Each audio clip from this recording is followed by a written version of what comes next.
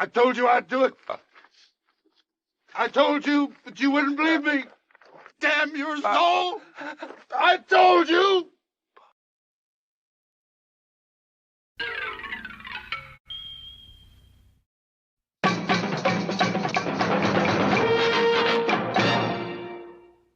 But that's all right.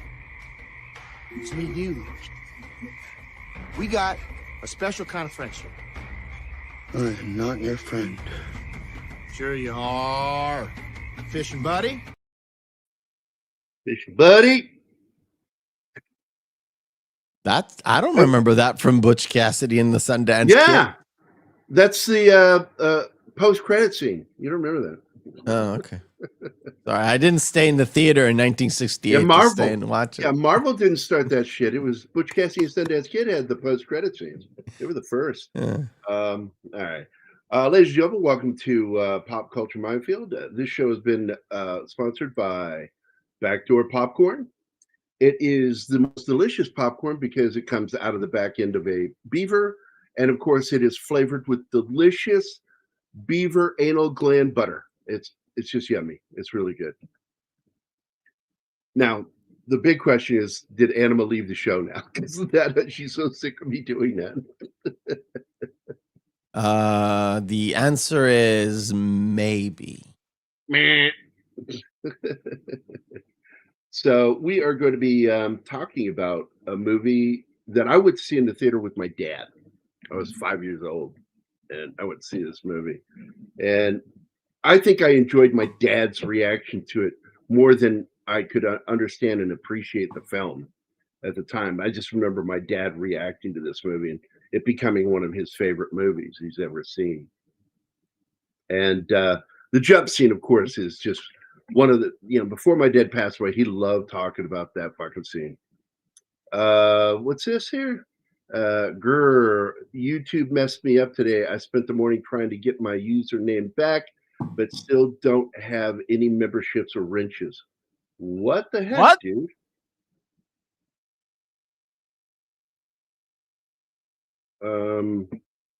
Wow, dude. That's really fucking weird. Indeed. I know some shit went down with Mike this week, Comic Relief Crusader. He was having problems, but I think his was with Facebook. Yeah. He was I think it's account got because limited. Here's the thing. Your account, message says something like your account has some limitations that includes posting. So what does this? So you don't have an account for 1 month. Okay. Don't tell me that I have limitations. Tell me I don't have an account. That's it. I don't know how you guys do it. I really don't. I don't know how you guys do it. I don't do any. I don't have any limitations, and I don't never get popped. So I don't know how you guys do it. We sure do. We get popped. Man, my hand is okay. It is definitely the coffee today, Anima. My hand is just shaking like crazy. Trying to move my mouse around and click on things, and the mouse is just like all over the place. I told you just can't handle caffeine. I can handle caffeine. I like it. Just I shake. This is my. If I count teaspoons, this is my 8th. This is 24 or 26 ounce bottles that I make my coffee in. And boy, it gets me jittery because I do a double scoop of coffee when I do these shows. What to make sure I what don't coffee are? Far be it from me to not try to derail the show. What kind of coffee are you putting in your stuff? Folgers? Folgers. Yeah, Folgers. It has no caffeine whatsoever. This has more caffeine than Folgers. You are dead full serious. of shit, my friend. It's got a crap load of caffeine. You know what? Up until last year, I would have maybe agreed with you, but having drank Folgers in the United States, fresh ones, not like ones that have been sitting around for like 70 days, a fresh Folgers did nothing to me. Nothing. You're welcome, Snorty. I went in and found you and made sure you were added back in as a mod. So that's really weird. Yeah, Meth Gary's full of shit. I made instant coffee when I was over I'm just there. gonna fucking ignore you guys Way and do too the show. strong for him, and for me, it was just normal coffee. So yeah. All right, so we got Snorty is here, Gambit, and Penny. Good to see you guys. I hope everybody's had a good week. It's been. I started getting better on Wednesday from whatever the fuck this was. I'm still thinking I got COVID because it felt the same way. I'm having the exact same kind of congestion after starting to feel better, but it could be a cold. But either way it goes, no fever, no fever. Now Zoe got sick too, but she has she had a fever for like 2 days. So I don't know why I didn't get one. Sometimes I don't get one. But anyway, maybe you got long COVID. Well, I'll tell you. What Lauren just got okay. Stop. Lauren, just stop, because it just will go on forever. I just want to explain that Lauren got diagnosed with long COVID. That's a bullshit diagnosis, by the way. I don't know. Doctors are doctors. They're going to do what they're going to do. The same doctors that tell you to take the jab. So, yeah, go on. My doctors didn't. I decided to take it because I'm in that highest risk group. And that's fine. I'm going to go do it. That's fine. But people that were under 50, non-diabetic types going out to get that thing, I'm like, you people are insane. It's worth the risk if you're my age with diabetes and other asthmatic on top of that. It's like, yeah, I took it.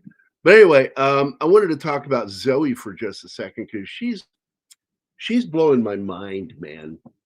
She got hired as an artist at a tattoo parlor, and she just took off. She'd never done shading before with a pen, with tattoo, and she just instinctively knew how to do it. And the guy that owns the place is like, yeah, where'd you learn to do that? And she goes, I don't know, I just figured it out. And I'm like, that's my fucking daughter right there. She's just a natural artist. I saw the pictures. I told you before, I don't go on Twitter that much, but when I do, I see my favorite people. One of them is you, and I saw the two. I think you dropped 2 different pictures. One was like, this was my daughter's first, which I've seen, and then I've seen that elaborate tattoo that she does with the shading and everything. She did it just last night, and it's pretty cool. It blew my mind. I'm like, she's just taken off with this stuff, dude. And I'm looking to see, let me see if I can save this image. All right. And at first, when I saw the tattoo, I saw it from the wrong angle. And I'm like, what the fuck is that tattoo? I didn't know what the fuck it was. And then I realized, oh, he's holding it up so you can see her in the background. And when she held the arm down, it actually starts from the antecubital space right here.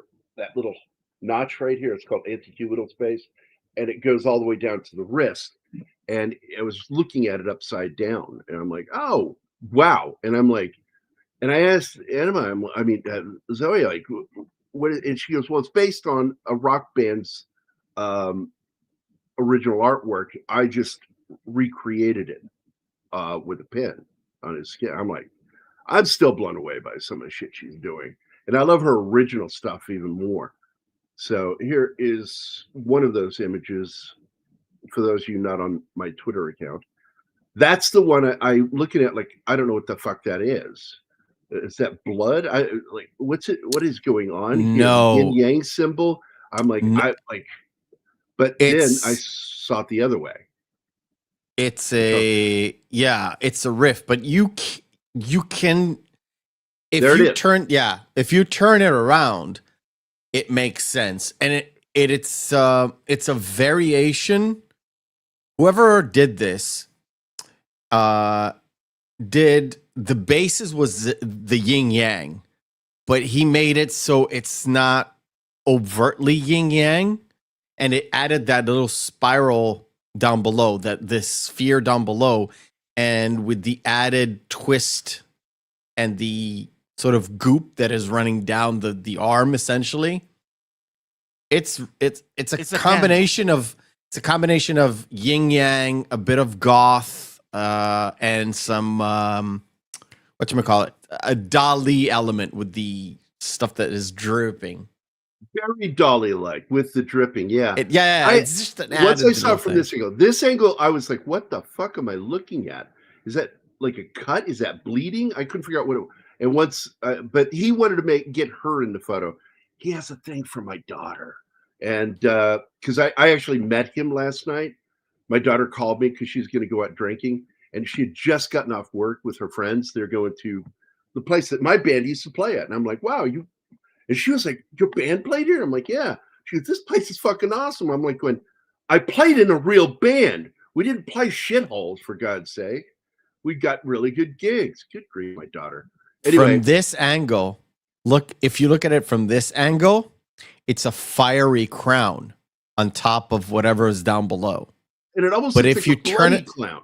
Yeah, I see that. It just. But if you turn it around, it's something completely different. It's sort of think of it like a clock mantle kind of a thing, but it's very elaborate with its sort of melting, has that candle wax melting thing going down in the back because it kind of looks like a candle from this angle. But if you look at it, if he's holding his arm, it's like a crown, and then it goes and expands down below to this, whatever it is.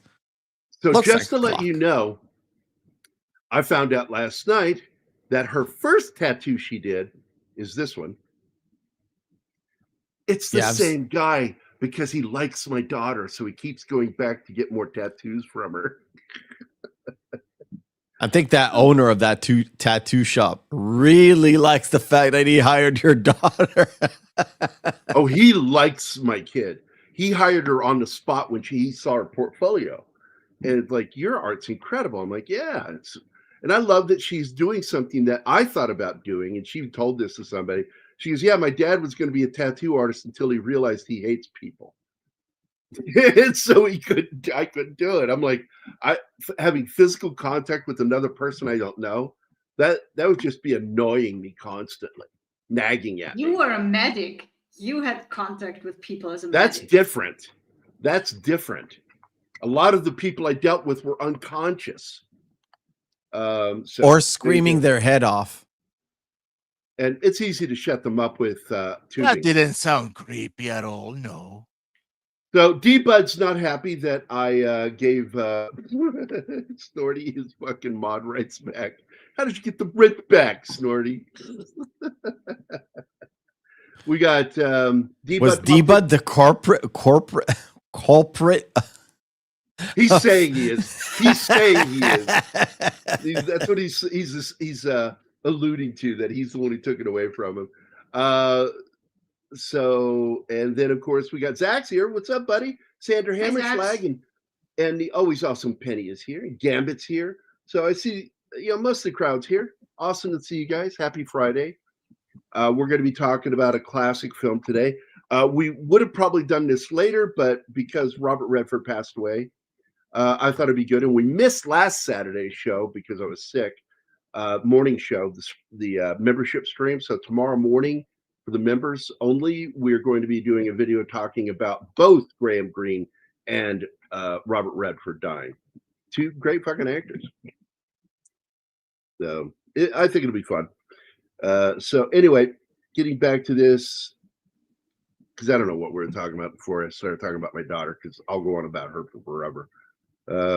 You said you were talking about your dad taking you to the movies, and he enjoyed. Well, he loved this movie. Yes, it's just one of those things, and so this is one of those films that I love, not just because I've seen it, but because my dad loved it so much that I grew to like it for that reason. But I've come back to it as an adult, going, "This is a great fucking movie." I love this movie not because of my dad, but thanks to my dad, because he took me to see it when I was a kid. He took me to see some movies that I didn't quite understand at the time, but later on I would become a huge fan of, like the Cowboys, John Wayne's movie where he gets killed by Bruce Dern. I loved that movie as a kid, didn't understand it. Later on, I became a fan of the film for other reasons because I understood the story. So, hey, Andy Morrow's here. What's up, Andy? Here we go. And man, I haven't seen this movie in so long. I can't remember much of it. Same with Great Waldo Pepper. That's another film I had to decide what movies we're going to do next week with Robert Redford, and Waldo Pepper was on the list of possibles. But we're going to end up doing the second Paul Newman Robert Redford movie, The Sting, and then we're going to do Jeremiah Johnson. And Jeremiah Johnson may end up being a Military Monday movie because a lot of people don't know that Jeremiah Johnson was a Civil War veteran, and he fled to the mountains to get away from people and to deal with the post-traumatic trauma of fighting in the Civil War. So you're doing Maverick tomorrow afternoon? No, next Friday. No, Maverick's next Friday. So that one has to be a Monday movie, Gary. Because Saturday is just fun, and Wednesdays. Yeah, you're like, you didn't think it was a proper for a Military Monday, and I'm like, yes, it is, because he's a veteran of the Civil War. I didn't know anything about him, so I know, and that's when I educated you on it. And of course, Jeremiah Johnson is based off the real character known as Liver Eaton Johnson. And the original Liver King. He got that name because he went to war with the local tribe because they killed his squaw wife. And he went to war with them and pretty much killed them. And he would torment them by killing their warriors and eating one of their livers, cooking it and eating it.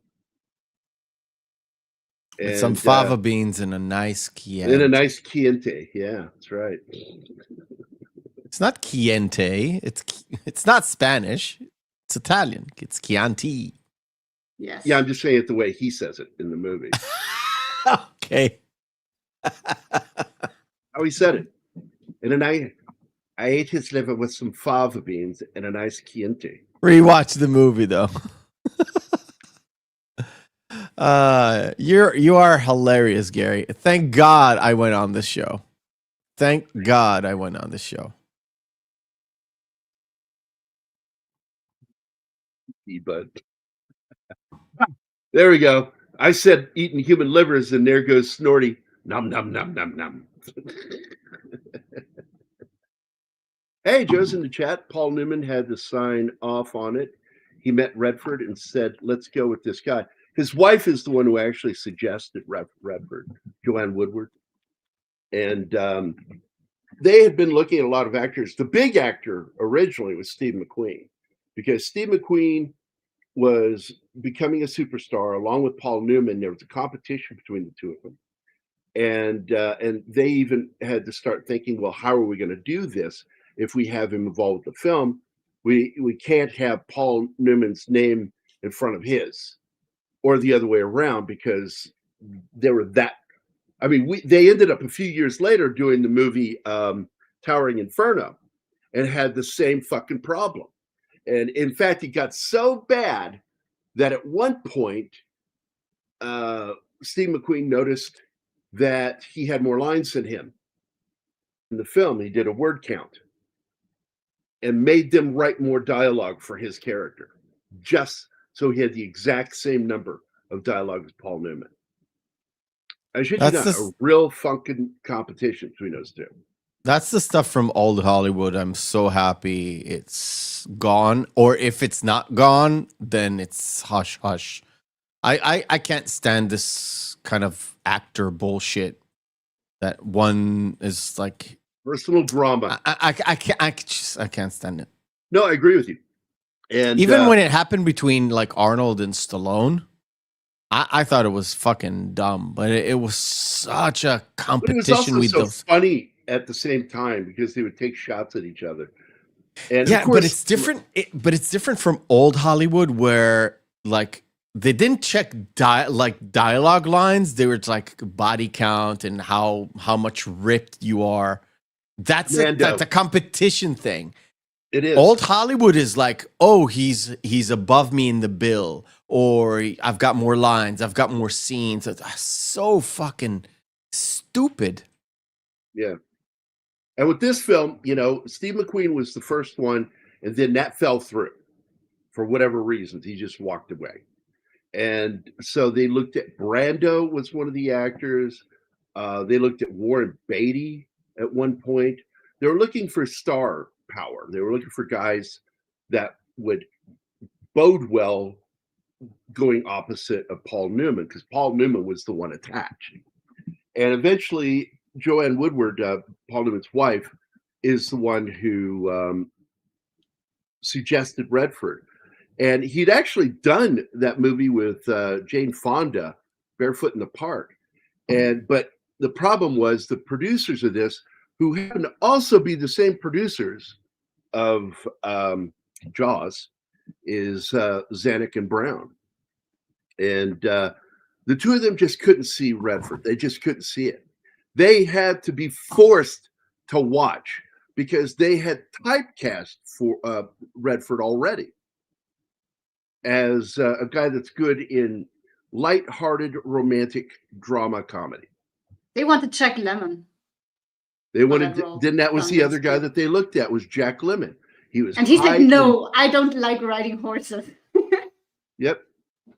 He did one Western before that, and it was comedy, and he was done with it. I don't want to do it. So Redford got thrown into the ring by Joanne Woodward, and they finally pushed, and Paul Newman basically said, it's going to be Redford. So did the director. And basically, week after week, he got forced to interview other actors, and he would inevitably reject them. And George Roy Hill was a director that they really didn't want at first either, but that got pushed on him by Paul Newman. You want me, Newman says, then you take George Roy Hill, because they were old classmates, they're old friends, and they worked together on a few films. And George Roy Hill doesn't have that big a resume of movies. And I would say that a bulk of those films involve Paul Newman and an additional Robert Redford movie, because he directed The Great Waldo Pepper with Redford. This movie came out during like the height of the Western era, No, I think. It was the end of the Western. It was end, right? It was the end of it because they saw Westerns as a cul-de-sac that just were too expensive and didn't make enough money, even though this movie made a crap load of money. But I'm just trying to compare it to like sort of today, because you know Gary Nerdrotic used to say that like the fatigue from superhero movies is sort of the same fatigue as the Western, and I think he's probably right. Well, where it's not going to go away, but it's going to be less. But yeah, where that comes from, because the Westerns would still be made, but if they don't make good Westerns, people don't go to see them. And that was the problem. They were cutting corners and putting out Westerns that weren't very good. So people don't go see them. So what do they think? They think Westerns are bad. So we'll stop making them. That's not what was going on. What was going on was they weren't making Westerns that were up to par. And this movie was slow. And there was a little fear when it got released because it got handled very badly by critics. But within 2 weeks, the movie showed it had staying power. And it ended up doing very well at the box office, thanks to a little thing called word of mouth. But it was the end of the Western. We didn't get very many Westerns in America after this. In fact, I don't think we made any major Westerns after this. John Wayne his movies suffered in the theater. There was a little bit of a resurgence in the 90s. They came out with Silverado, which was what, 88? That was the 80s. Yeah, 88. 88. And then we had a few really good ones during the 90s and a few really bad ones. Like The Good and the Dead. It's pretty like cultish now, but it's not really a good Western movie. It's lacking depth, but Unforgiven was pretty good. Well, let me explain, because I want to explain about Silverado. Silverado was this resurgence, supposedly, of Westerns in the cinema, but they did the exact same stupid thing. They wrote an overly verbose Western. It was overly complicated, and it cost a lot of fucking money for the 80s. It was 85, actually. It was 85? It was 85. And the movie ended up costing $23 million to make. And you add another probably 7 to 8 million to that for marketing. And they marketed the shit out of that movie. I remember going to see it in the theater. And it didn't do well. It only made 32 million globally. And that pretty much killed the Western. And because, here's the guy that did Raiders, and he had already started working on his own stuff with, what was that movie he did with the dead guy? Kevin Costner played the dead guy in it. You're talking about the director? Yeah, the director, Lawrence Kasdan. He directed this movie, The Big Chill. And it was a hit. And that's where he got the money from to make this movie. The goodwill from making that movie for the studio got him his Silverado and Silverado tank. And Lawrence Kasdan was brought on to do Empire because Leigh Brackett died. And she was the one who wrote the original script for Empire Strikes Back. And when she died, and George Lucas went to see her in the hospital, she wasn't going to get better. And he was like, oh, what am I going to do? So he started talking around, and Spielberg suggested this guy named Lawrence Kasdan. And that's it. So he worked with him on Empire and turned right around and did Raiders right afterward. And he then got to do his own movie, The Big Chill. And Kasdan got a lot of love. And then he did Silverado, and all that love got pulled back. We think back on our love for you. You're only as good as your last movie. Yeah. Nice. Tombstone. Absolutely. Tombstone is probably in my list. It really is my favorite Western of all time, followed immediately by The Searchers. I may have seen Butch Cassidy on TV. Found it interesting that they didn't show them actually being killed in Bolivia. Well, there's no proof. There's zero evidence that they died in Bolivia. There's zero evidence that they were even there at the time of that shooting. There's zero evidence that they weren't there. So I don't think he means the actual Butch Cassidy. I think in the movie, I think Snorty is talking about the movie, not the real people. I know. It's pretty obvious, though, in the movie that they are going to get killed. When they run out like that. I think so, too. They didn't know there was an army out there. They knew that they had injured and probably killed quite a few of the cops. Yeah. Oh, we got a handful of guys left out there. Unbeknownst to them, they had a fucking regiment out there waiting for them. But again, there's zero proof. So I'm just bringing it up because historically, there's no proof. It's believed that's what happened, but there's no proof. They went down there, dug up one of the graves. They had a stack of fucking bodies in this grave, stacked on each other. And they did DNA tests. Nothing came back. No match. From it. It's whoever was in that grave, none of them were Butch or Sundance. So I may have, Gunfire played. Yeah, I love that it goes that still image at the end. I paused here for a reason because BJ Thomas sang the song Raindrops Keep Falling on My Head. Lyrics by Hal David. The two big lyricists that worked with Burt Bacharach were Hal David and Carol Bayer Sager. They worked with him all the time. And this song, so many critics were so negative about this song. Oh, what are they doing? The music's weird. And, they wrote this song that makes no sense to the movie. And critics were vicious to this movie when it came out. Audiences were slow to respond because of the bad criticism. But then they started talking, and word of mouth got people going out to see this movie, and audiences fucking love this movie. And this film was shot for $6 million. It probably had about $1 million to $2 million marketing, and it made over $102 million just in the United States. Proof that Western shouldn't have died. Just make a good Western, people will come. This movie was a hit. And that's 1960s dollars. How much money? Sorry? $102 million. That is almost a cool billion in today's money. You know how I know? 2001 Space Odyssey? Math? Yes. No. How I know of the math. When we did 2001 Space Odyssey, I went back because I saw it made 168 million. And I was like, really, that seems a bit low.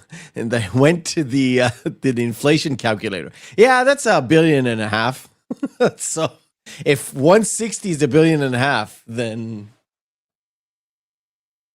yep. It means that 100 is around $1 billion. Yep.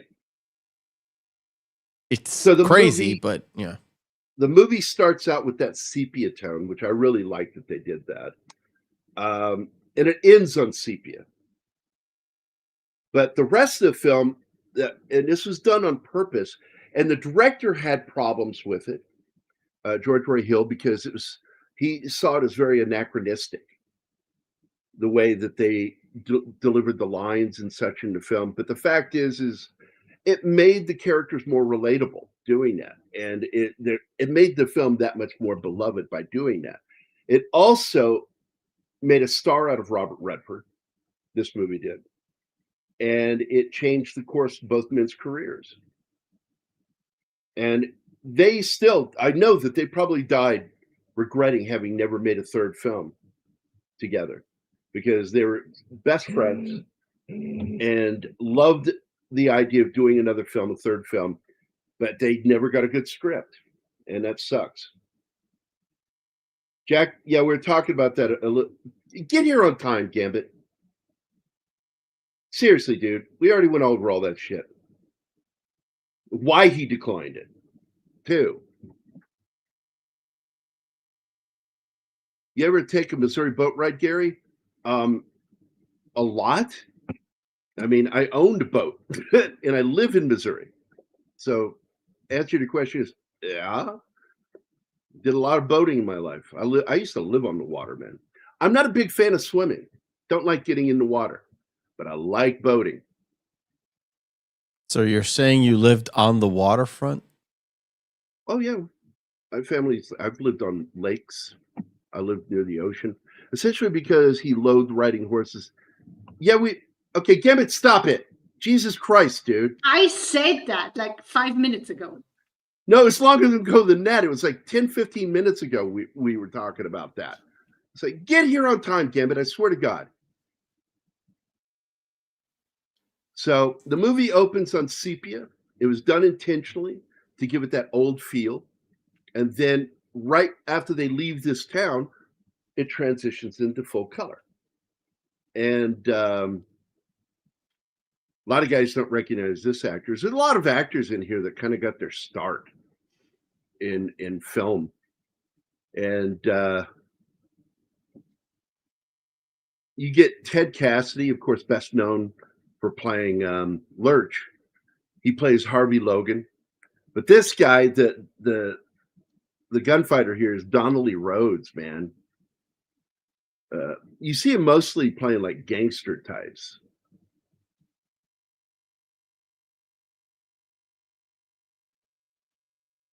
But there was one. Kenneth Marsden in this too. He plays the town sheriff trying to build a posse to go find him, and he can't convince him. Everybody knows him best for Young Frankenstein. He was the town. I forgot the name of the animal. What that guy was with the wood arm. It's Sam Elliott or something. No, it's called a Burgermeister. Burgermeister. Anyway, just tell me you're looking for the German word. I did. That's why I asked you. Okay.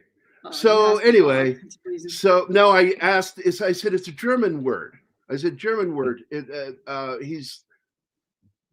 And then I asked for your help. I Never didn't mind. catch that. Sorry. Yeah, that's all right. So anyway, Sam Elliott made his first appearance in a film in this movie. He's one of the poker players. He's poker player number 2. That's what his credit is. And I like this. He's, the guy says, how fast are you? And before he can finish his sentence, Sundance shoots the buckle off his belt, dropping his pistol to the ground, and shoots the pistol out of the holster and then shoots it across the floor. And you find out later that he can't shoot with the shit if he has to aim. He has to move. If he's not moving, he can't shoot with the shit.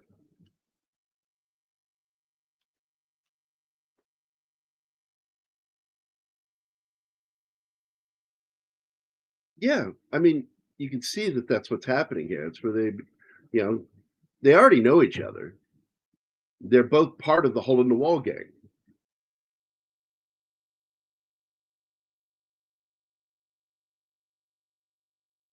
Yeah, I like the bickering and the bantering back and forth between the two of them.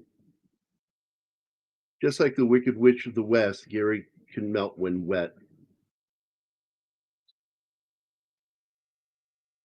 And this is when he brings up Bolivia the first time.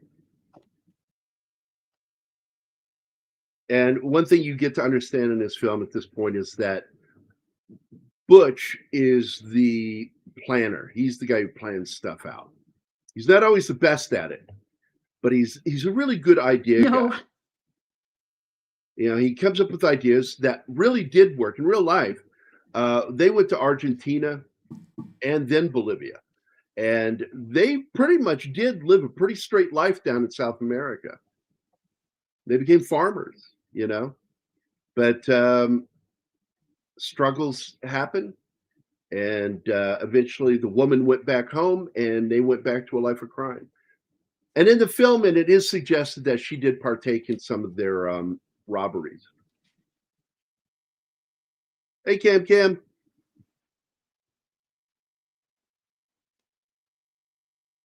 Yeah, I love all those movies. And in many ways, The Wild Bunch was the first real modern Western. And this kind of falls into the same thing, but it's only kind of a modern Western because of the fact that some people refer to it as revisionist Western. But I think this is a fairly accurate film, despite the anachronisms. There he is. There's Cassidy. I'm going to kill you, Butch, so I can take over the Hole in the Wall gang. And it leads to one of my favorite lines where Butch says, hey, if I'm dead at the end of this, do me a favor, kill this guy. And he says, with pleasure. And they never do show what happens to Cassidy's character after the fight. I don't know what happened to him. He didn't kill him. Maybe he just kicked him out of the Hole in the Wall gang.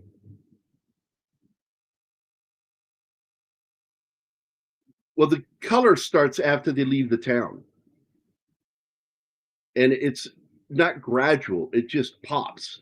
It goes from sepia to color, and gradually, because they're transitioning to current film color, it just in that one scene, it goes, by the time they're there at the mountains, it's full color.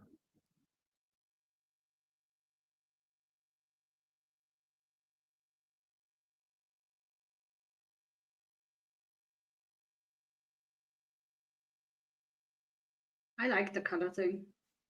Mm-hmm. And there's something nostalgic, and that's why they did the sepia thing at the beginning and at the end, is to give you that sense of nostalgia. If I'm dead, kill him. There it is. I'm just glad they didn't do the whole movie in that. With pleasure. No, it wouldn't have worked. It would have been weird. No, it wouldn't. Let's get the rules straight now. Rules, it's a nut. And he knocks him right in the fucking junk. Now, Butch's little sister, his real sister, was actually on the set for this. And she's like, what kind of movie are you making? She was there. The first thing she saw was Paul Newman kicking Cassidy in the fucking junk.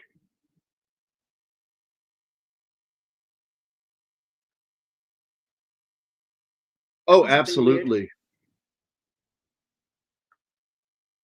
There was another film that came out right around the same period after this, which was another revisionist Western by Sam Peckinpah about Billy the Kid with, what's his name? The country Western singer. Chris Christopherson? Yeah, Chris Christopherson. And I can't remember who played Billy the Kid in that. I just saw I don't remember if it was a trailer or somebody talk about that movie. I don't remember. I'm just gonna look up Sam Peckinpah real quick. I even forgot the name of it, but I know now. I saw a video that talked about like long lost movies that were like really good, but nobody remembers they existed. One of them was that. Yeah, it's a pretty good film. I got to be honest, man. I remember not liking it as a kid, but when I saw it later, I was like, "That's a pretty good movie." And I really don't remember. But it's it up right now. It's packed full of like movie stars that you're like today. It's like, oh, he was in this. He was in this. Pat Garrett and Billy the Kid. Yep, that's the one. That's the one. Yep. Yeah, I like that movie. He also did some other westerns I liked. He did Major Dundee, and he did the movie Via Rides, The Wild Bunch. Come on, man. Oh, and another modern western, Bring Me the Head of Alfredo Garcia. Great fucking movie. One-Eyed Jacks. He wrote the screenplay. That was one of the films Marlon Brando directed and then decided not to ever direct again. One-Eyed Jacks. It's actually a pretty good film. I think it's better than what Brando thought it was. Yeah, Pat Garrett and Billy the Kid. That movie. Hell's Heroes in Old Arizona. Oh, yeah, classic stuff. And what was that Wyatt Earp movie? I think it was, no. It was Jesse James movie with Henry Fonda. They shot right here in the Ozarks. And that's where they shot the horse jumping off the cliff. And it was for real. And it killed the horse. The stuntman jumped off the horse. He survived the jump. Horse didn't know how to fucking land. And it fucking killed him. He didn't know how to land off a 5,000-foot cliff. Yeah, it was a big jump. Not on your feet. Yeah, don't go down with your feet. So. This is a great moment here because the fucking sheriff is down there trying to get a posse to go find Butch and Sundance, who are right up above them on the balcony watching them do it. And that's just fucking pure gold comedy of them like listening in on him trying to build a posse to go get them. Right there. Oh, Wild Bunch was Sam Peckinpah's pushing the envelope of violence and gore in film. And he invented, because the Japanese were the first ones to do that slow-mo violent shit. And he brought it to America, that slow motion violence. And nobody had really done that in America before, ever. And he brought that with the movie The Wild Bunch. And this is where they find out their real names of each other. All the time these guys work together with the gang, they're finally really becoming best friends. And they learn each other's real names in this moment. And I think it's a great one. Longbao is Sundance's real last name. Wonder where And that by the comes way, from. my buddy Nathan Cheever, you guys have met him. He's been on the show. He's a good friend of mine. I'd like to get him on here more. Like you, Mephisto. He's a great lover of cinema. And he's works on video games. He's a video game designer. He's worked with all the Bethesda.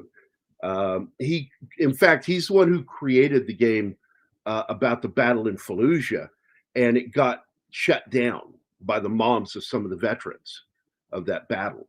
And so another company bought the rights to it and took what they did, but decided not to use their original animation and build it in the modern software, and did the same game. It's still the same game.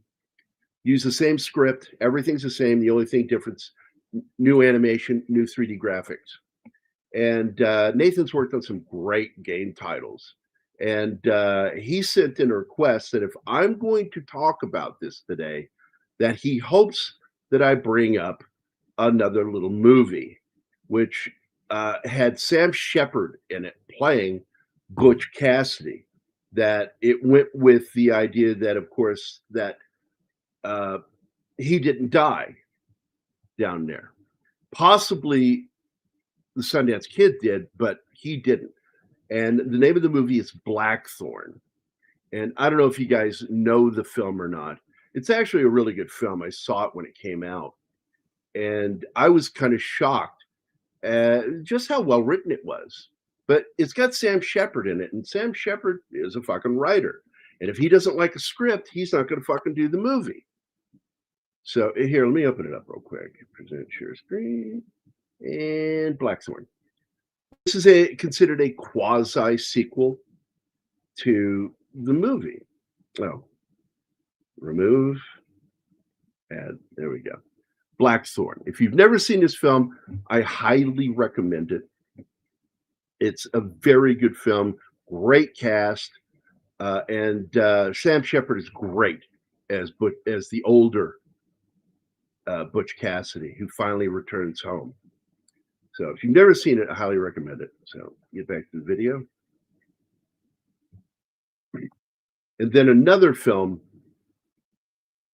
or TV show that was kind of a I don't want to call it. It's an unofficial spin-off, prequel to the film, which was called, I remember, it came out in the 70s. Because they used the names in the movie as more fake names that they went by. And oh fuck it, TV show based on Butch. And the show was a hit on TV until the lead actor, one of the lead actors, committed self-deletion. Alias Smith and Jones.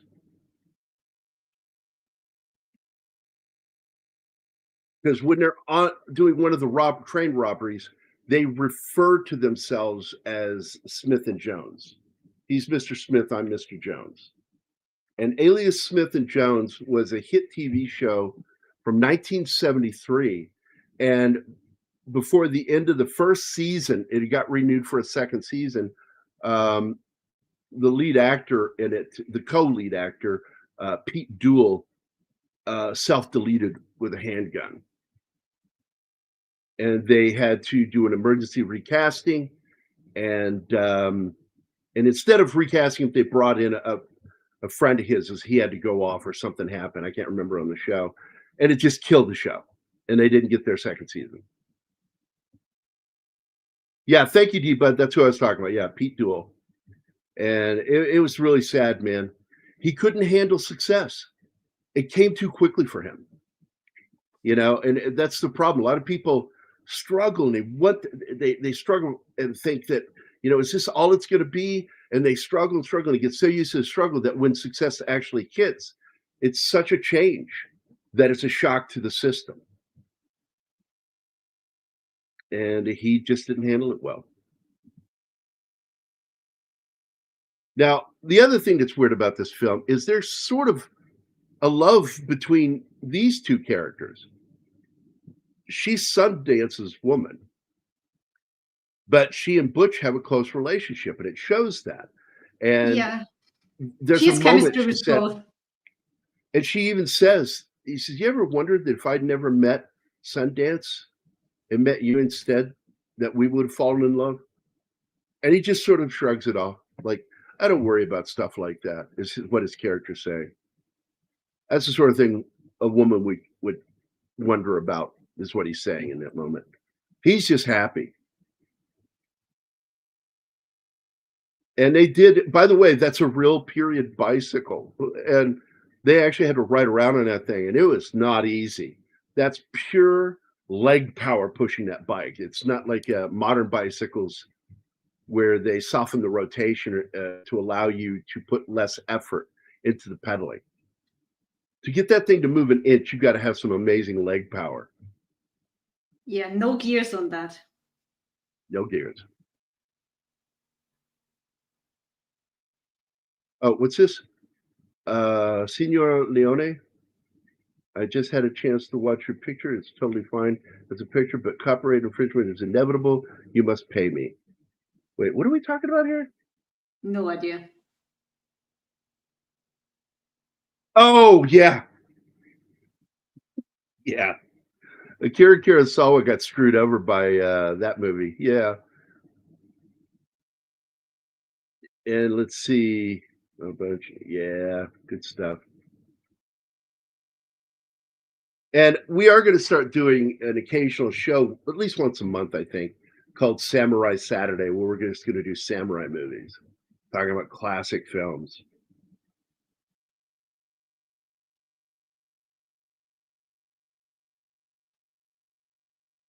Yeah, it was officially not the 20th century until 1901. But the changes culturally were happening all the way back, even as far as 1898.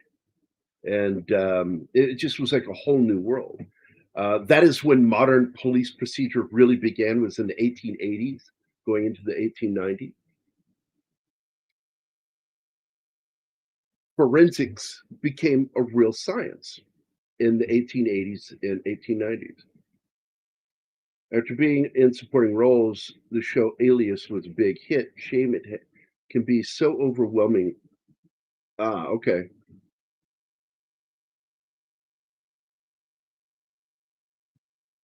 By the way, I know Zach's popped in here, and I didn't see a video get played from him. Did anybody play him a video? No, we didn't. Fuck you, Kyle. You're a piece of shit. Well, fuck you, Kyle. There you go.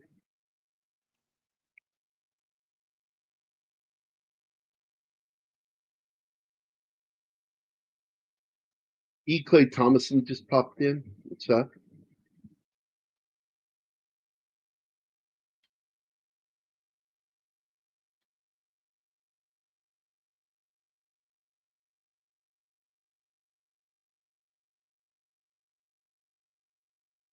Just reading some of the comments right now. Make sure I'm caught up. Oh my God, this character.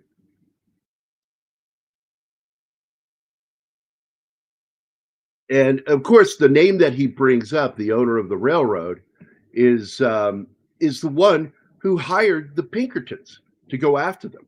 He's a real person. And I love that they have this guy, because like the first time they injured him, and they were real sorry that he got hurt. But then he's back there and he goes, "Hey, is it you? How you doing? Come on, open up. I want to see how you're doing." And he starts up noting, he goes, "Oh, no, you're not going to fool me." And it leads to a gag in the film that the director didn't like. He's never liked this scene where Redford's character, Sundance, grabs the old woman by the mouth, and that's supposed to be Paul Newman, doing the old lady's voice. And it's clearly not him. But right as they open the door, they transition from her actual voice to Paul Newman doing his impression of her. And it worked on screen. Audiences liked it, but the director never liked that gag. Yeah, I'm with the director. I found that so weird.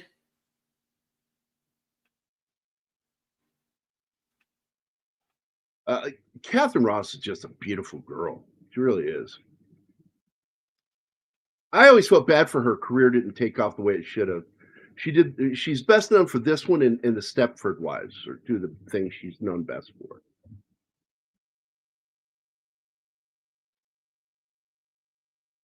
Yeah, they almost trick him into opening that door.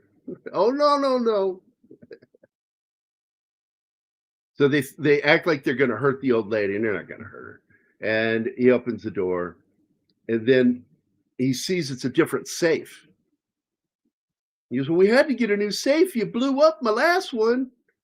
So he puts extra TNT there, and the explosion is so fucking big, it destroys the car, and money is just flying through the air. And the way they created that look, and it was really hard to shoot for continuity reasons, and they had to time it to get the continuity right, to throw the money up into the fan. They had one of those big industrial movie fans blowing the movie money through the air. And it was hard for them to match each shot while shooting this.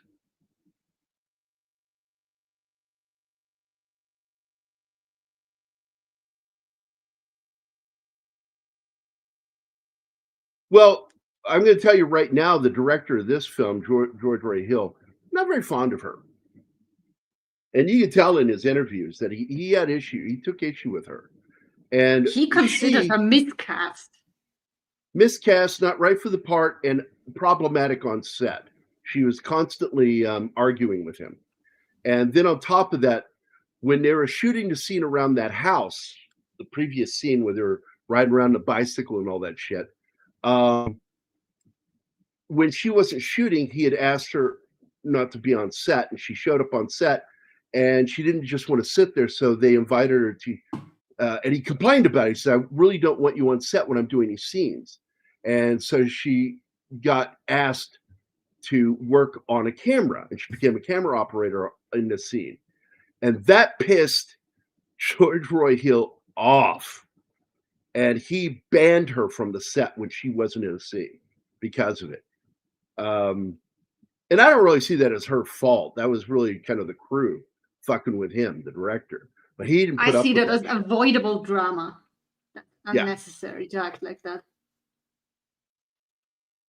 And but he's what you refer to as a real director. He wants to be in control of what's going on, and he feels like people are subverting his managerial control over the set, and he wouldn't put up with it.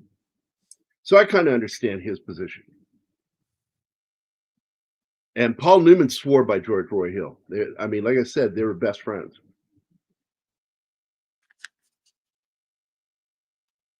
Oh, okay. All right, Kim.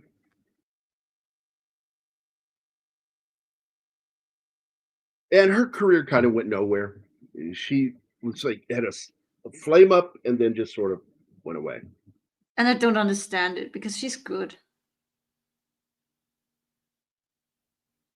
Well, if this is true, that's probably why she was problematic behind the scenes. And there was some stuff dealing with her on this movie with the director that was causing problems and issues. This, by the way, Anima pointed out, man, I wonder if they had people clean up the sand every time they had to shoot them riding across those dunes. Yeah. I'm like, yeah, you know they were out there doing it. Yes, of course there were.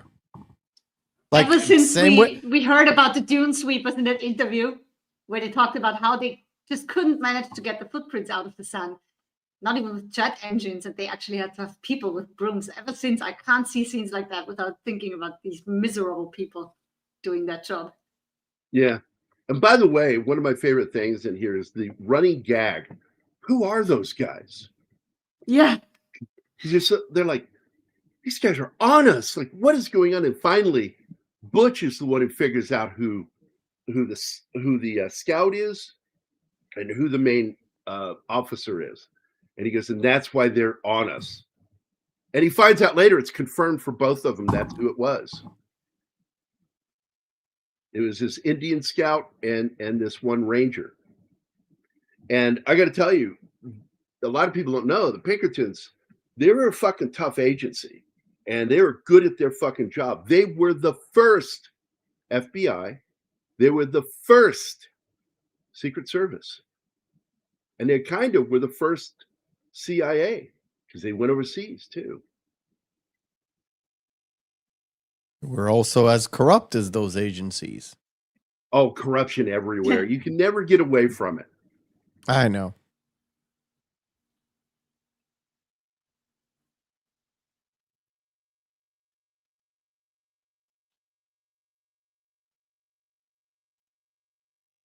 Well, this is that was a complaint, by the way, by Paul Newman of Redford with the director, that he kept wanting to shoot scenes looking through stuff like curtains and plants and putting people slightly obscured in the background, and they thought that was, it bugged them. But then they saw how it looked, and like, it really does look good doing that.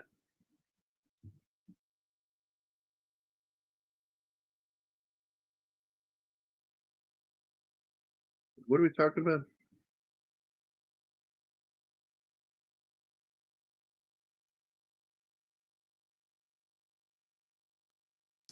I'm just curious about, he ended up with Donnie Darko. Yeah, I'm like, who ended up with Donnie Darko? And he ended up in Donnie Darko. So who are we talking about? I'm looking for his last comment. His last comment is, sometimes. raindrops keep falling on Bakalakadaka Street. Oh, of course. That's the last comment. I don't know what the hell. I've got 5 terrorists going southeast on Bakalakadaka Street. Who the hell are you talking about, Sander? Maybe he just enjoys to confuse you. Oh, he was just himself. I don't know. He must be talking about somebody that you were talking about, and when you were talking about that person, he just put that comment about him.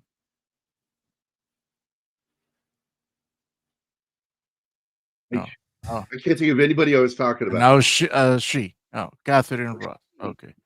Oh, Katharine Ross. Oh, okay. I don't even know she's in it, and I've seen that movie. Like, I own that movie. I've seen it, but I don't recall her. I know the film's got its detractors, but overall, people like me liked that movie, Donnie Darko, because I understood what was going on. I'm going to bet money that if I don't explain it to Anima, she wouldn't understand that movie.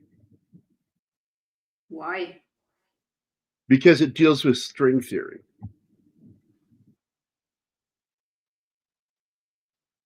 And other theories of reality and how it works. And that in this one, what it is there is it's kind of like a snap universe where that you'll have this overlap of one thing happening and something goes wrong and they're crossing over. And if it doesn't snap back to reality, it will undo all reality. And that's what the story is about, is that something occurred, that there were 2 jet engines that are the same jet engine, but twice in the same universe. And something went wrong. And it was supposed to snap back, and it didn't occur. And so the main character, Donnie, is the one who finally figures out what the problem is and the only way to solve it. And anybody who's seen the movie knows what I'm saying, what he has to do.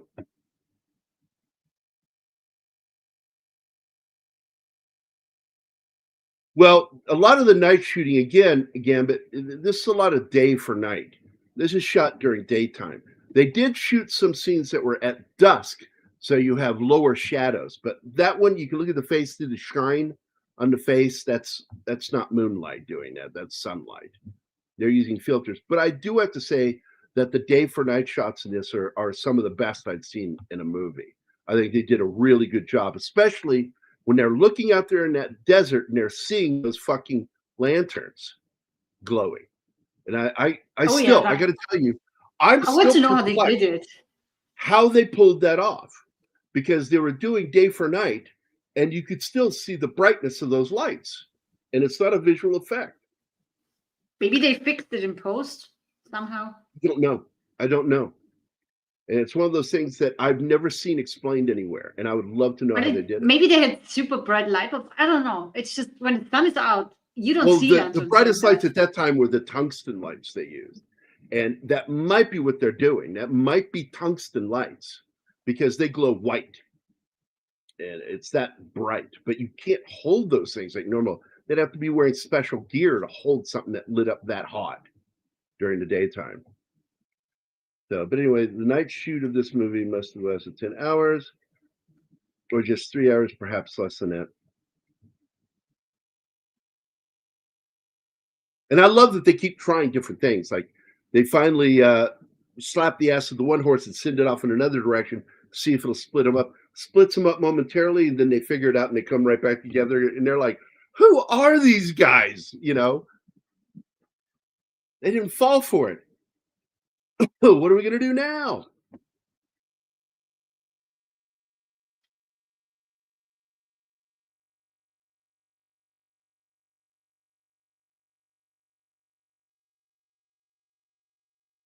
Yep.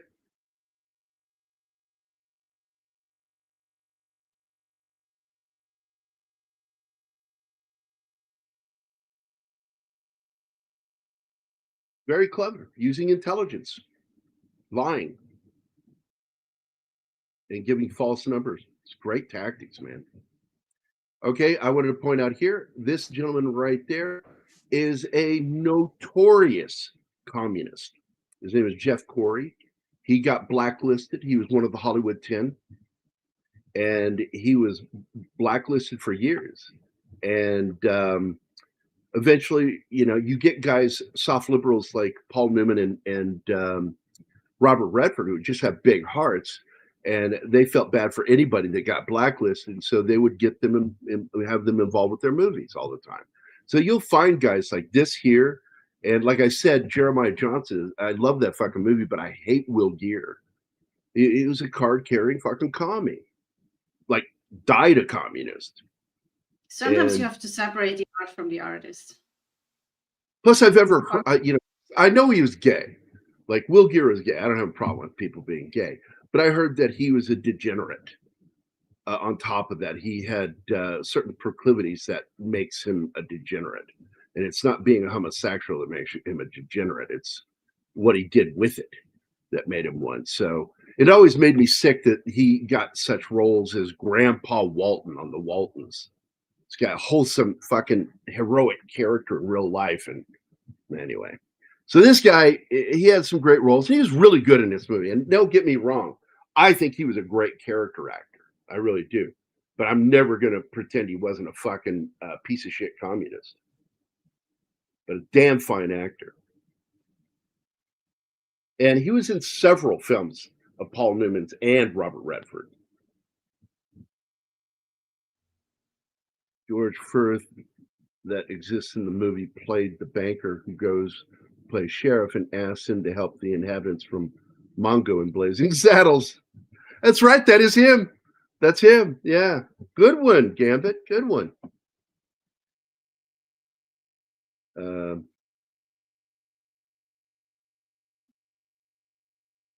It's all that. And by the way, that's a good one too, Snort. I appreciate that. I like it when you guys know your history and throw some shit out at me.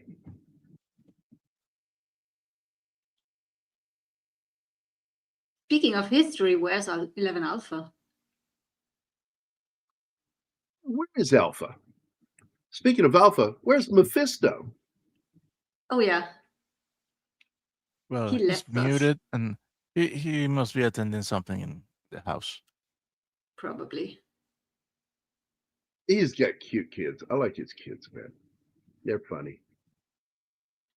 So I'm gonna pull the show down just for a second. Hand is shaking. I'm trying the mouse over the remove. There we go. And add. There we go. This was the other series that was kind of a loose spinoff of Butch Cassidy and the Sundance Kid. It was Alias Smith and Jones. And the gentleman on the left in both images is Duel, the young man that couldn't handle the success of this show. That's so sad. And he self-deleted. And it is fucking sad, dude. Great show. I felt like it carried on the spirit of the show with their banter. Ben Murphy and Pete Duel had a great chemistry together. And it was basically just, it was Butch Cassidy and the Sundance Kid going town to town, staying alive. But there was a TV movie sequel, Butch and Sundance. The younger years.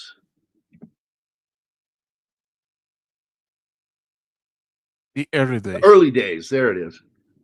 This was the sequel to the film. It was a made-for-TV movie with two actors that they felt looked like Paul Newman and Robert Redford. It was William Catt and Tom Berenger. And you can see there's a resemblance between Redford and fucking Paul Newman there. There is. Believe it or not, he's walking on air. Nobody else laughed at that because I understood what you just did. William Catt was the greatest American hero. Yeah. What is this? Die frühen Jahre Butch. Die frühen Jahre. Butch und Sundance. It means the early years. I really liked it that they cast these two actors because they really embodied the look and feel and characters of the two actors. I like when it just translates the actual title of a movie or a series, because so often, and I don't know if it's a German thing or if other languages do that too, often they just invent their own title and I'm like, what the fuck? This movie has a title. Stick with it. You have no idea what happens in Latin America. Really? So here you have... Yeah. It happens everywhere. Oh, every country does that shit. Yeah, you guys are so right. Because they go, well, that name doesn't make sense here, so we have to call it this. But look how much he looks like Paul Newman here. That's Tom Berenger, man. And in that chair is a young Brian Dennehy. Can I say something? I don't know. He doesn't really look like Paul Newman. He actually kind of looks like Warren Beatty. With the hat on. With that hat on, yeah. He has the same nose, mouth, and eyes, eye color as Paul Newman. I think the casting was near perfect on this. And I wouldn't mind watching this again. I have not seen this movie since it came out. I just remember watching it with my dad, and we all enjoyed it. And it's got the Pinkertons in it again, going after him. Which I'm like, well, wrong year. Wrong year. But okay. Let's get back to the movie.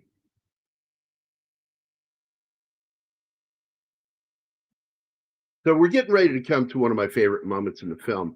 That the way they shot this blew my mind when I found out how they did it. The jump? The jump.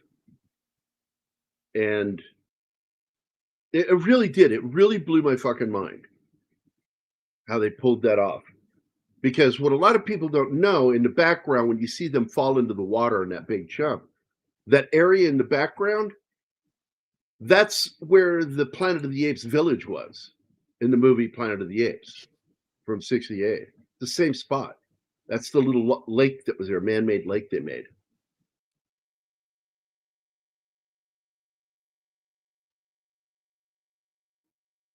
It's no coincidence. Oh, okay, I read that one.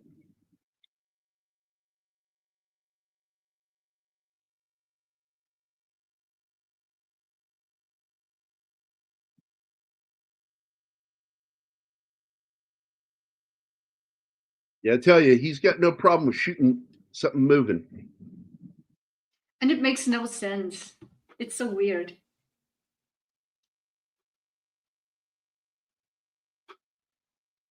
Oh, I like this scene where he jumps in that water. And Edwin's like, why did he jump in the water with all his clothes on? I'm like going, because he'll dry off very quickly in the desert heat. Yeah, but wet clothes are so uncomfortable. And they No were wearing time to take leather your clothes shit, off. so- No time to take your clothes off and jump in, get some water, and then get redressed afterward. That's a lot of time. And they don't have that time. That's a luxury. Yeah, see, he agrees. I'm not the only one that sees it. I spotted that with the eyes in particular and the nose.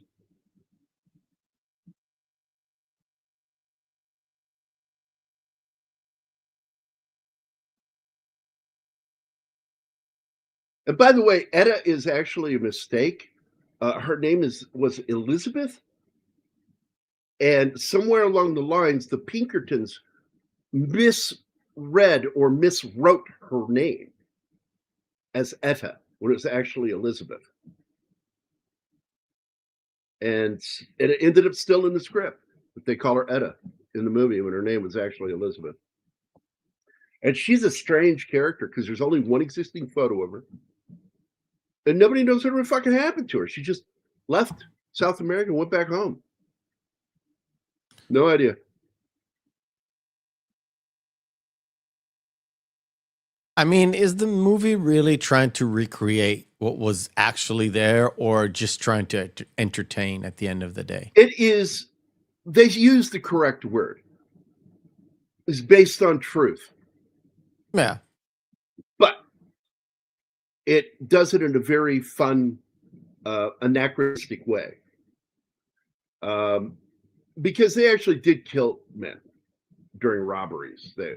The movie tries to play them off more as nice guys that are, doing the robberies and not really trying to hurt people. But the fact is, they did have to hurt people, and they were criminals. Damage. I'm just saying because if you go along with that idea, it's the same thing with I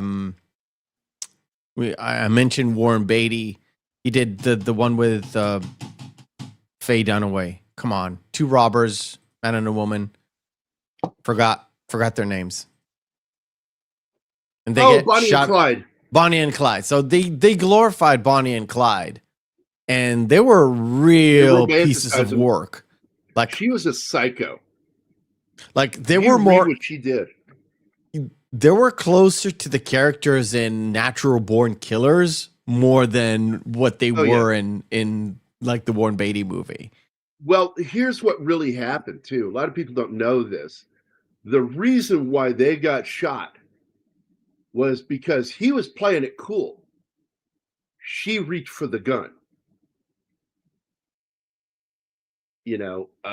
Clyde realized that's it. They've got too many. And she just fucking went, fuck it. Just grabbed a gun. And they opened up on her and him. Killed them both. This was the first buddy film. It really is. You are correct there.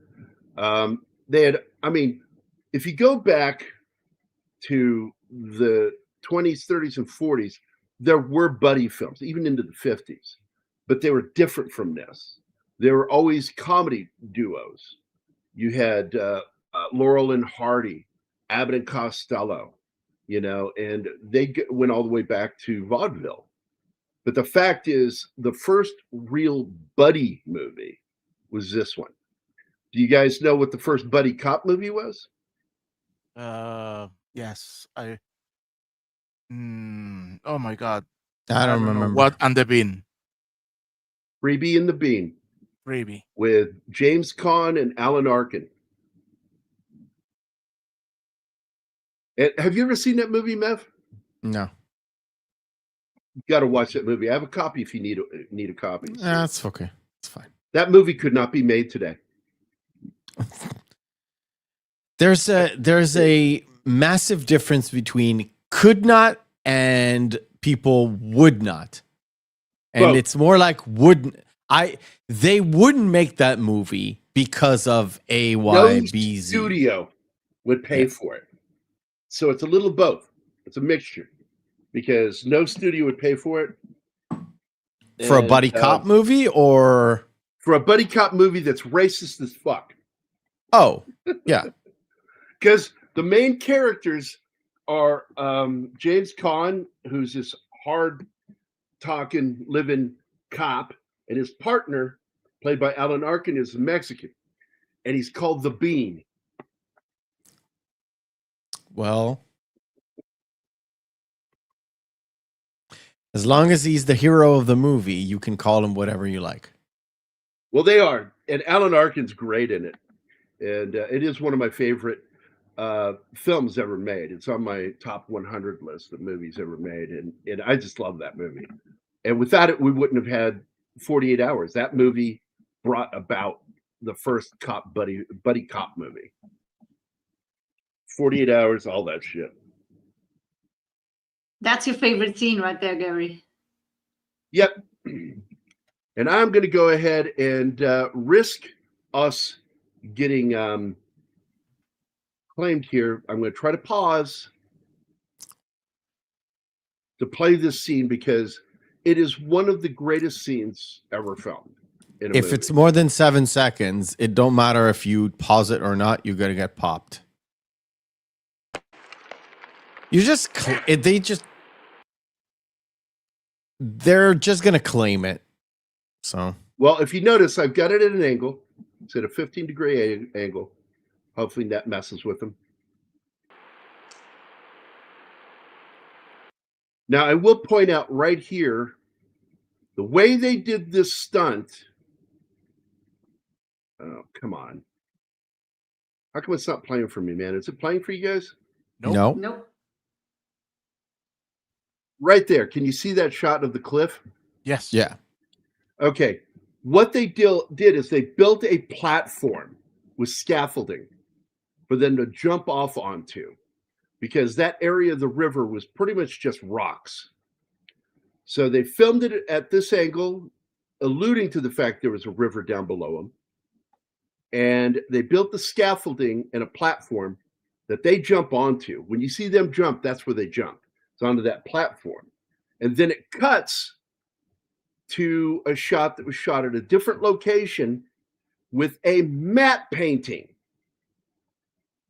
of the cliffs. They actually jumped off a giant crane into that water. The stuntman, that is. To create turbulence in the water. Yeah, it's not the actors, it's the stuntmen. To create turbulence in the water, they had a bunch of outboard motors off camera running and creating the turgidity within the water. Yeah, go look up that word. I just used a fucking $20 word. Whatever. Turgidity. Bless you.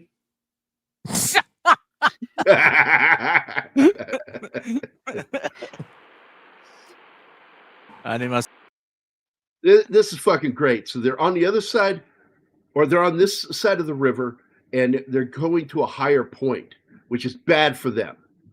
You know, the whole thing about high ground. So he's basically looking at what has the best. No, we'll jump. Holy shit.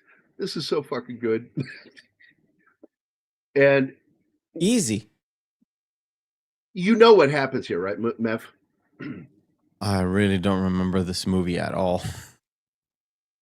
I'm sorry. They jump?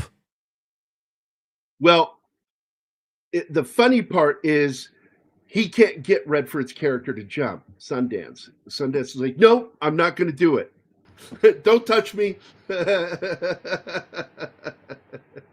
I'm sorry, this is so fucking bad. After he says it, that just fucking kills it. What was it trying to say? The duck. It's like, I'm looking at you. You know, the ducking is there. There. That's it. That's it. That's exactly what that means. The ducking of the head, when he does that, he goes, there you go. That's it. That's your answer.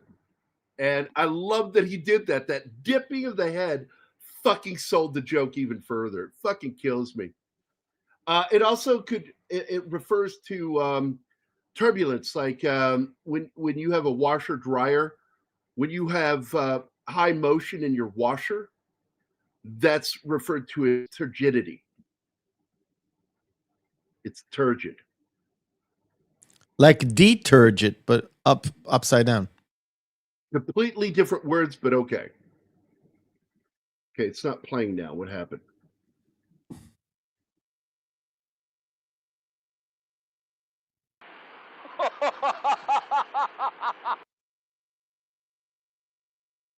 It paused for a second. Why, are you crazy? The fall will probably kill you. Yeah, don't worry about swimming. The fall will probably kill you. Yeah, that's not very reassuring. Yeah, exactly.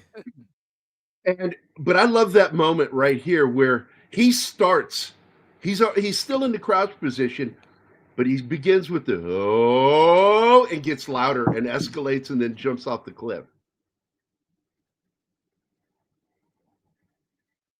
Going into a river like that, where those cliffs in the foreground are a fucking matte painting.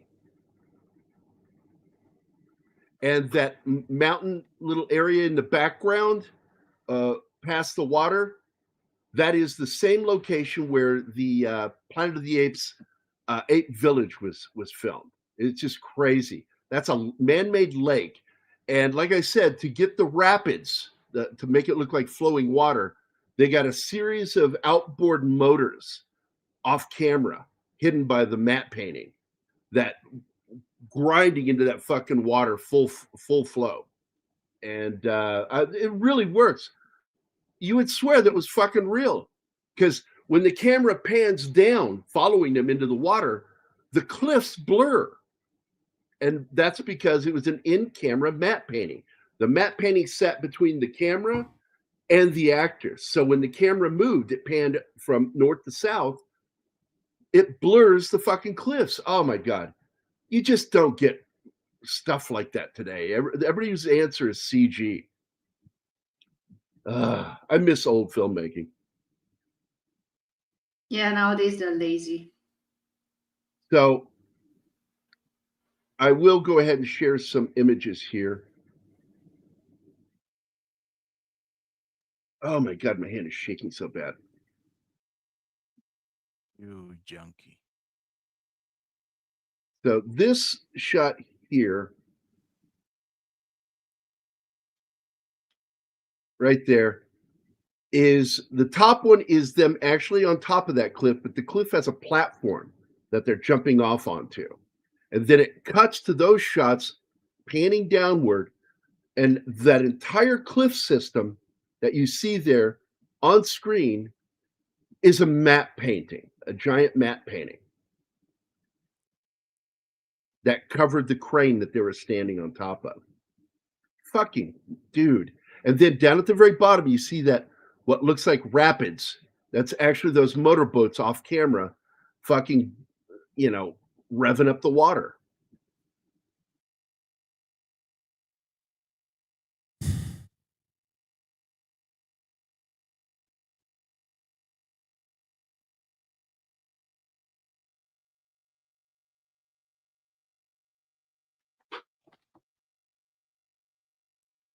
That platform wasn't even that far below. Like, the jump wasn't even a meter.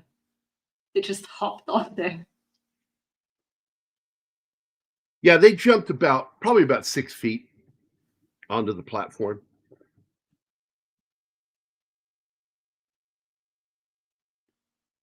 Yeah, copy and paste. Yeah. You'll get no argument from me on that. They don't even write new stories anymore. It's just remake after remake after remake. Yeah, that was the first. That movie is dark as shit, man. That's a tough film to watch. It's the true story of Starkweather and his partner killing that family out of a farm.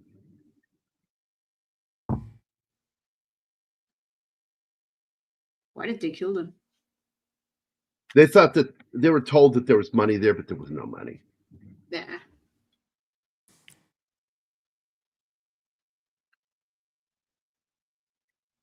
So this is where it was confirmed. They haven't confirmed who was following them.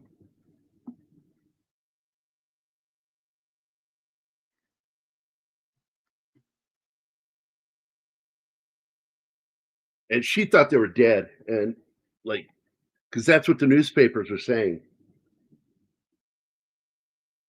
So of course it's real. Yeah. Yeah, right. The media would never lie. Yeah. Unheard of.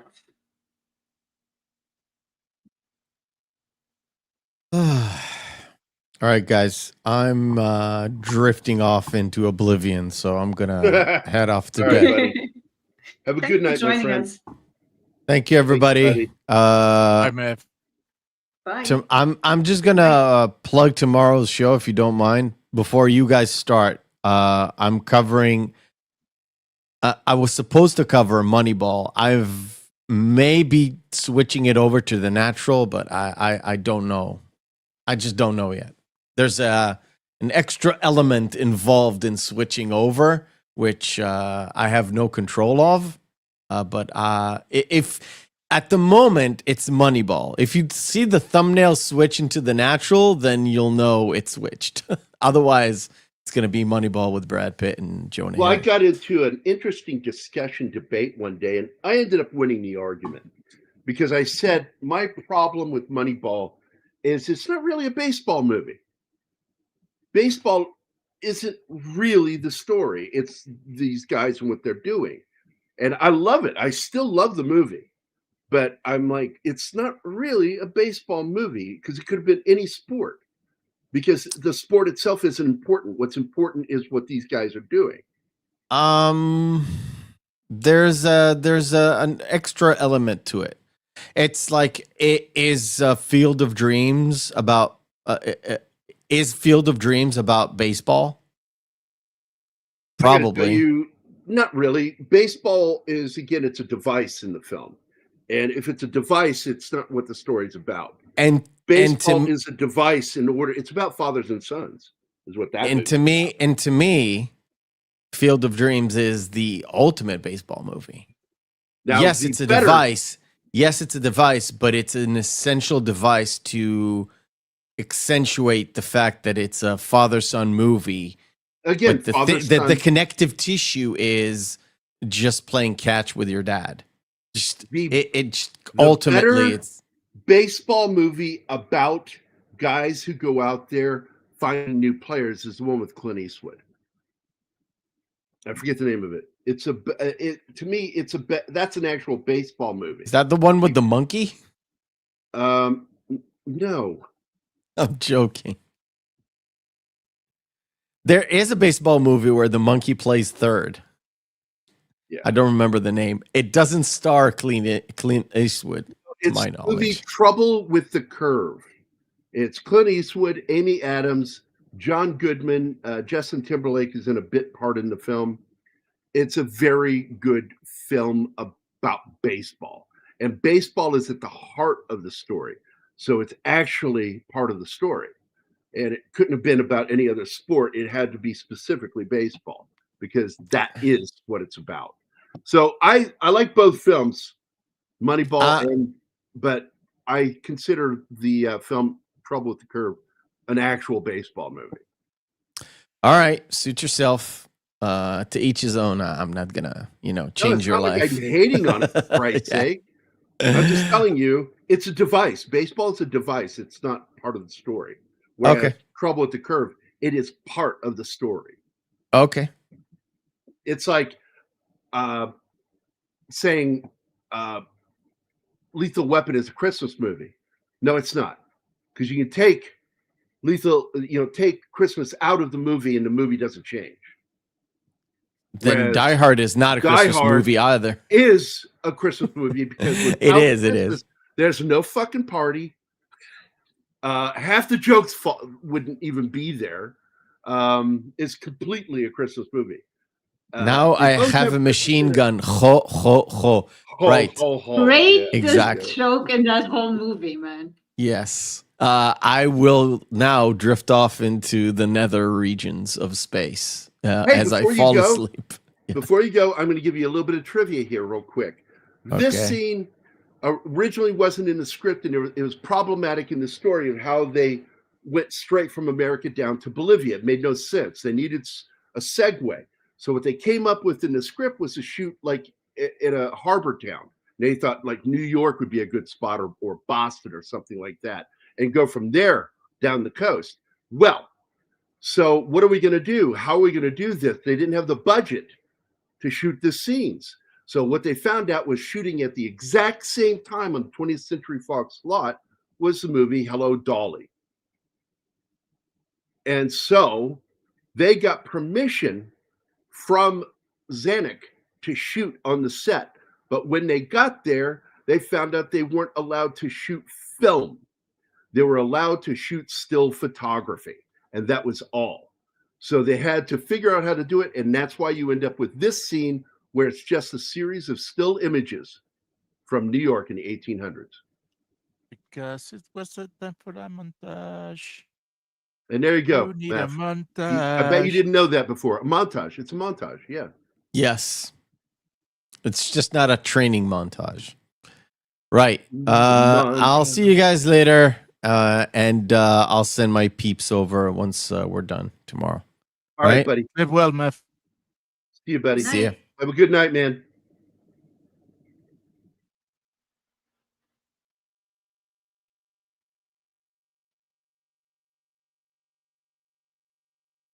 I'm not that big a fan of that film, but I do like it.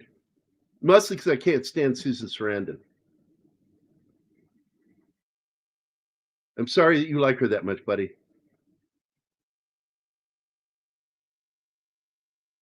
Leslie Ann Down is a far more beautiful woman. Or is it Leslie Ann Warren? The one that was in the movie Clue.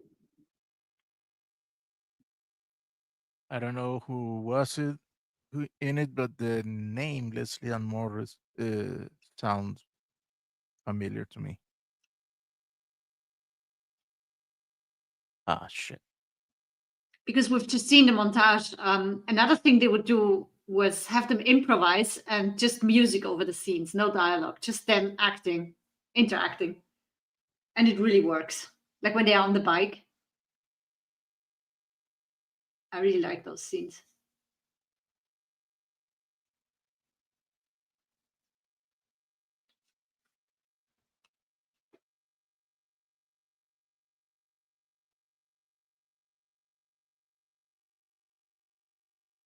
And the greatest baseball movie ever is The Naked Gun. Ah. All right, here you go. This is Leslie Ann Warren. She was in the movie Clue. Just fucking gorgeous. Sexy as the day is long. And she's not overly political, which is why I like her more.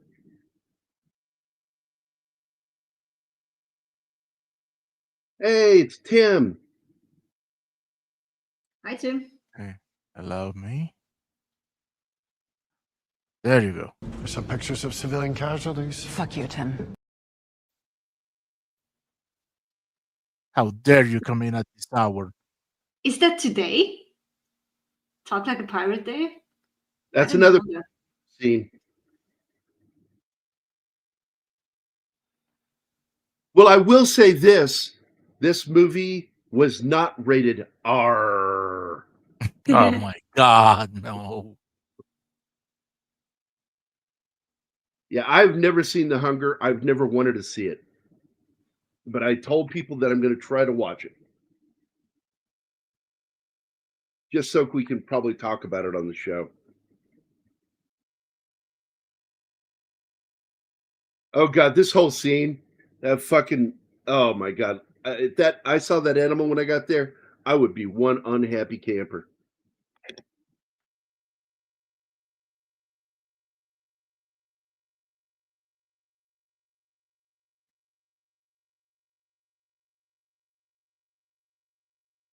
Yes, she was. She did not do too well, though. She did not have the charisma to for her character to last.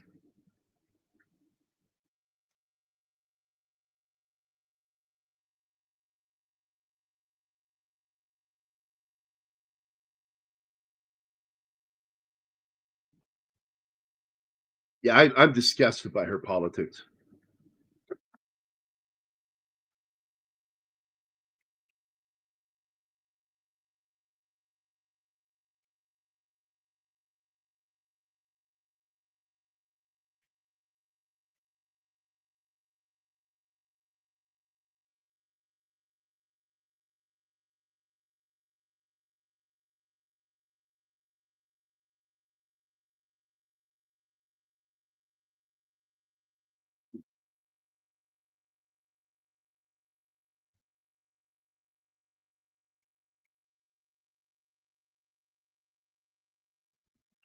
Oh my God.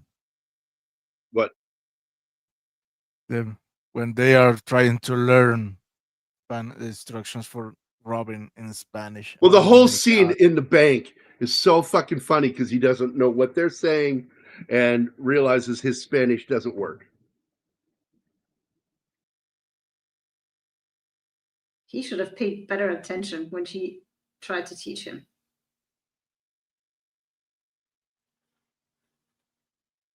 Well, she's a bad teacher because she says the word correctly, but they say it like shit, and she says to them, "Oh, great, you did it great." Yeah.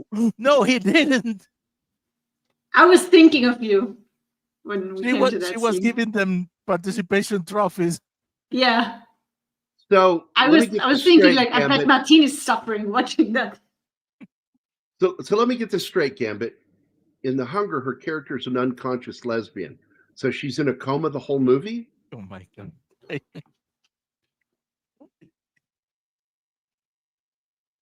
Manos arriba. The thing is that they all are done the thing. And Sundance said they already did it. Next line. And then he said, "Arrímense a la pared. They are on the wall. Next line."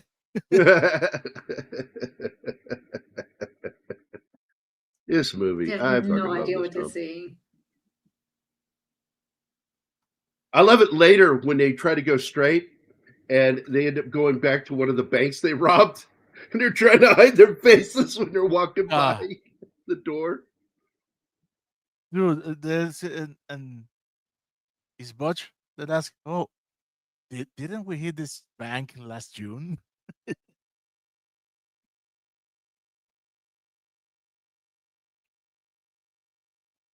Now, from what I read, she was involved with some of their exploits down there. Probably was she giving destruction to the people being robbed.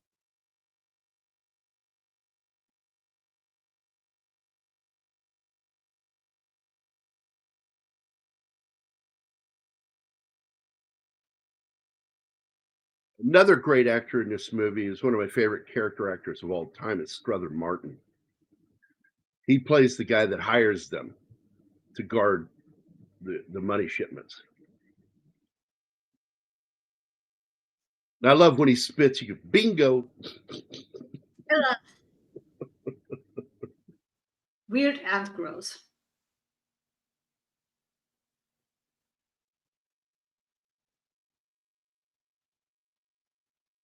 Yeah, I got a theory about that. Yeah, the word you meant to say was subconsciously. Lesbian.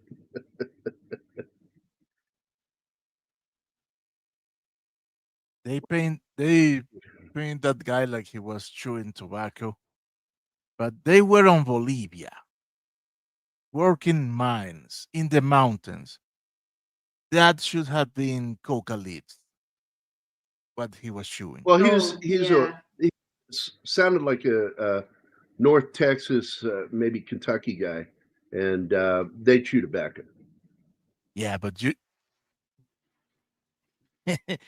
up there, in order to function, because of the cold and the low oxygen, what they use is to do is chewing coca leaves.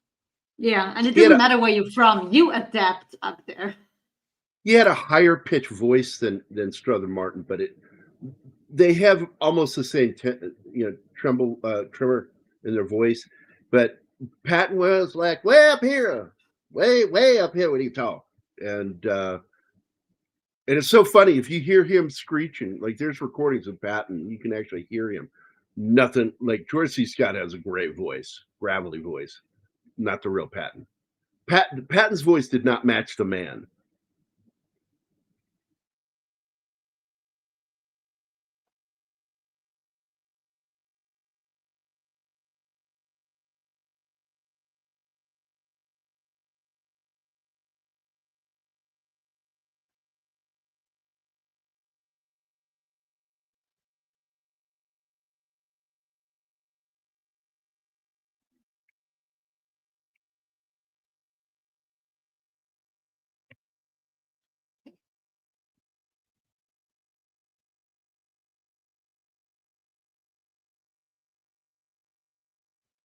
Yeah. I don't know, guy. What? I mean, you move away. They should be looking for a clean slate, not start the same shit again. They don't know anything else, though. And I do want to point out that they really did quit for quite a while. They farmed, starting in Argentina is where they were criminals. When they moved up to Bolivia, they started out going totally straight and running a farm there. And then finally things went under, and they had to figure out how to make money.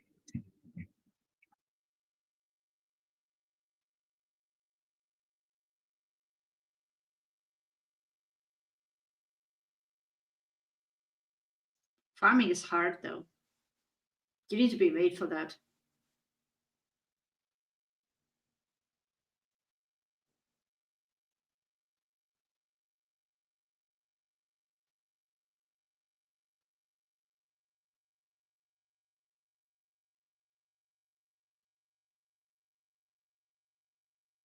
Yeah, instead of saying, I read your goddamn book. Robbo, you glorious son of a bitch, I read your goddamn book.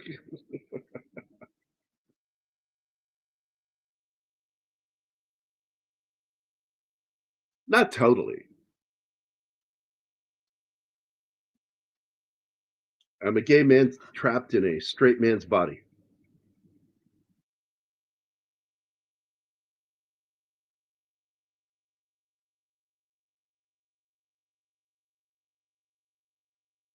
There he is, Strother Martin. And I've told this story, and I never get tired of telling, with Jimmy Stewart and he worked together on that TV series, and they had to do a scene in an office, and he walked in onto the set, and there's Strother Martin. He's got a pencil in one hand and a piece of string in the other hand, and Stewart just immediately says, "No, we're not doing this. He can have the string or he can have the pencil. If he has both, nobody's even going to notice I'm in the scene."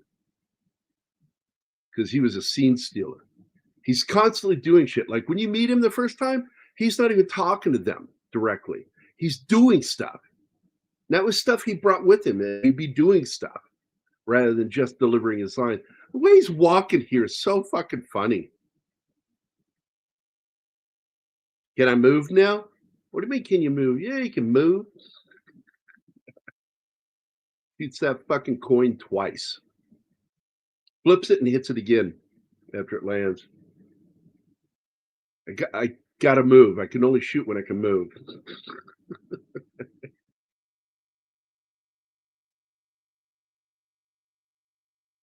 Immediately hires him on the spot.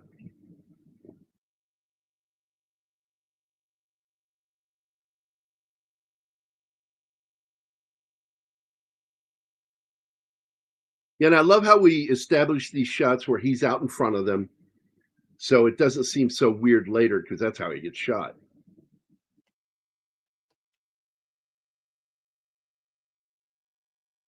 Yeah, and he's like just trying to spot where they might do an ambush. And he goes, "Why would they ambush us now? We don't have any money. It's after we get the money we got to watch for the ambush and making Sundance look really fucking stupid."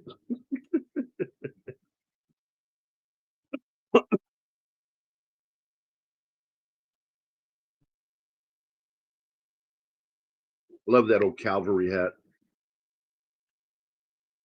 Looks very good, yeah. I just said it wrong, by the way. It's cavalry, not Calvary. I don't know why I said it like that.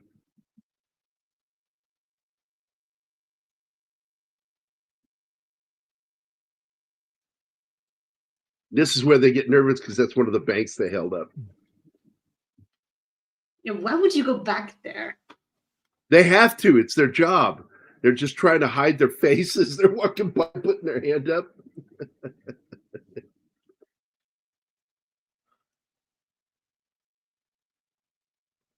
Look at him ducking his head, turning it, and holding his hand up. That's fucking funny.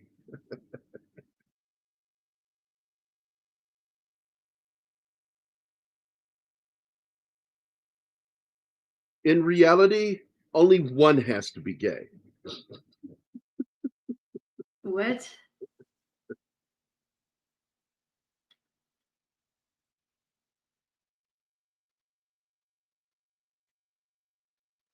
That's a weird theory. So now they've got the money and he's still out in front, which he shouldn't be. Yeah, he should be in between at least. Between them and slightly behind them. The two of them should be out on point.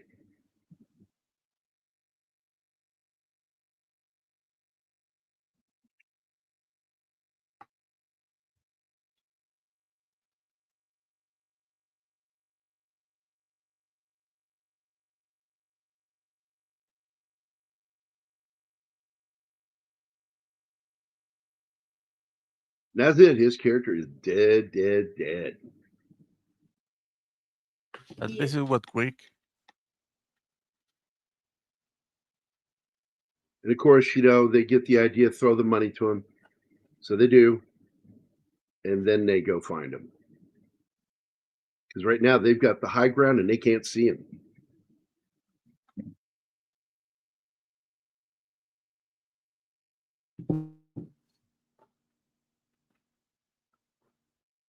Brother Martin's character is dead, and yet he's still upstaging him. That's how good he is. Yeah, that's how good he is.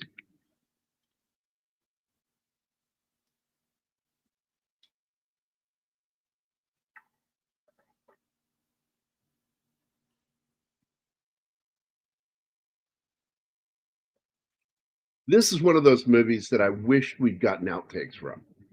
Bloopers. Because I bet they're fucking hilarious. I'm usually not interested in bloopers, but for this one, I bet they were funny. Now, I'm going to point something out here that I wasn't aware of before until today. That the director decided to use two separate cameras covering these guys getting shot.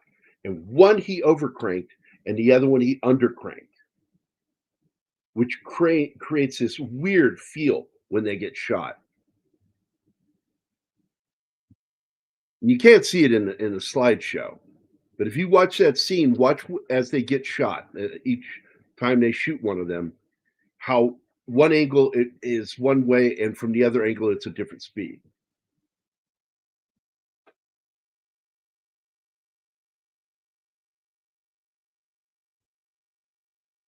And Ari is trying to speak Spanish again.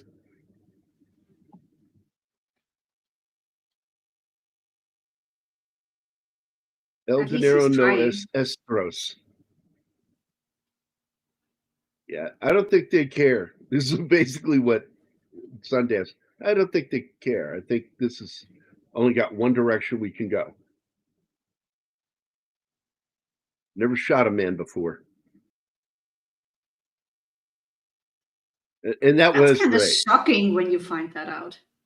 Yeah, he's like, he says, you take the two on the right, I'll take the others on the left. And he says, I got to tell you something, Sundance. Never shot a man before. Hell of a time to tell me. All right, try to get the two guys on the right. Try to keep them busy. Do your best.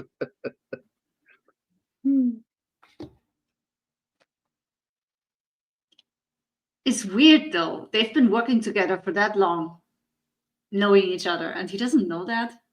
Yeah, they're learning things. That's the thing about friendship, man.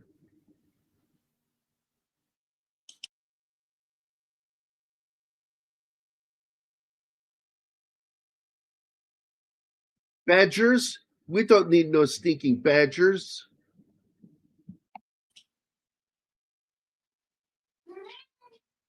That's a joke about how Florida is getting ready to release fucking badgers into the wild down there to kill all the pythons and, well, basically all the restrictor snakes that have become unchallenged in the swamps down there.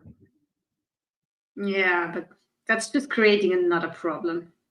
I know. It's like we're going to trade one problem for another. That's, I mean, you remember the shit they did in Australia, right? What do you mean? Let me go pull it up here real quick. I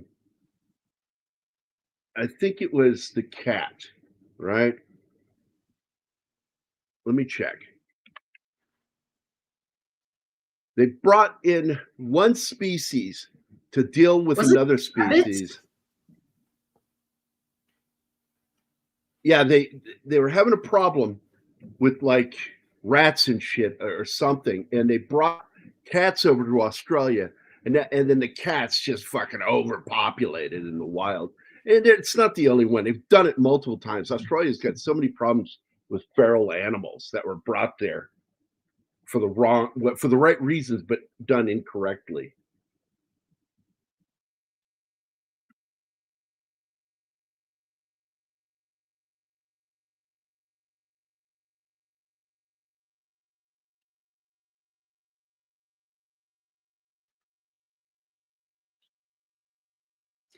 They have that in Africa. They put a certain fish into a lake and the fish completely took over. So now they welcome people, just fish the shit out of that population. Well, they've got that here. We've got that Frankenstein fish here in America now. Also, kudzu is a problem in the United States, a Japanese ivy. It kills everything. Yeah, it's never a good idea to import stuff. That's how they ended up being so strict at the European red fox was brought in the 1850s into Australia, caused problems. Rabbits were introduced, became a problem. Yeah, I thought I remembered rabbits. Okay, they had a problem with cane beetles. So what did they do?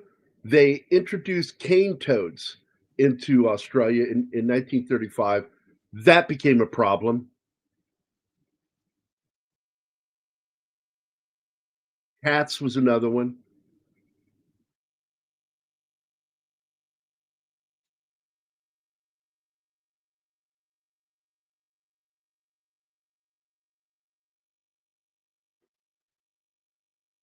Yeah, the European rabbit was a real problem. There was a certain breed of horse too.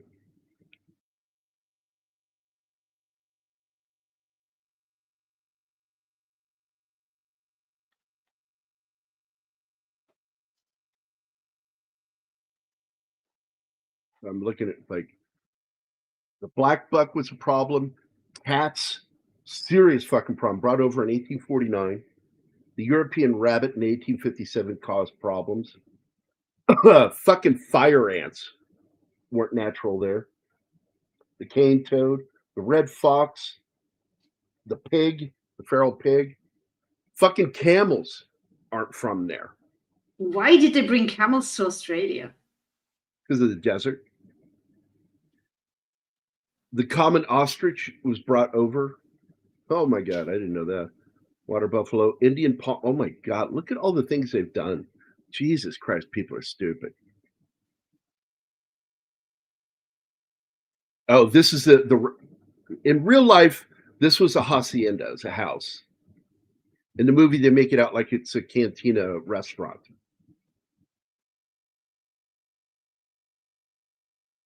I like how the cook, who's Spanish, well, at least his accent is Spanish. Very beautiful Spanish accent, by the way. He tells them that the stew is delicious, but it's a steak. What? Yeah, he says that the guisado is delicioso, está delicioso, which means the stew is delicious. But just it's having a steak. This scene is great. And by the way, the stuntman that did that one fall that gets shot playing one of the cops. Oh boy, yeah. That was actually Redford's stunt double. And when he fell, he went through the cardboard boxes and hit the ground full force and broke his hip, his pelvic bone. Oh shit.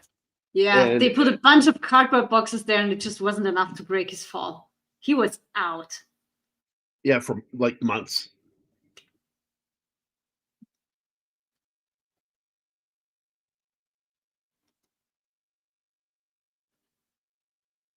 And amazingly, you know, one of the best things that came from this is these two guys didn't know each other. And Paul Newman said later he owed it all to his wife. She's the one who suggested Redford for the role. And the two of them became lifelong best friends. I'm so glad they took Redford. He's so good.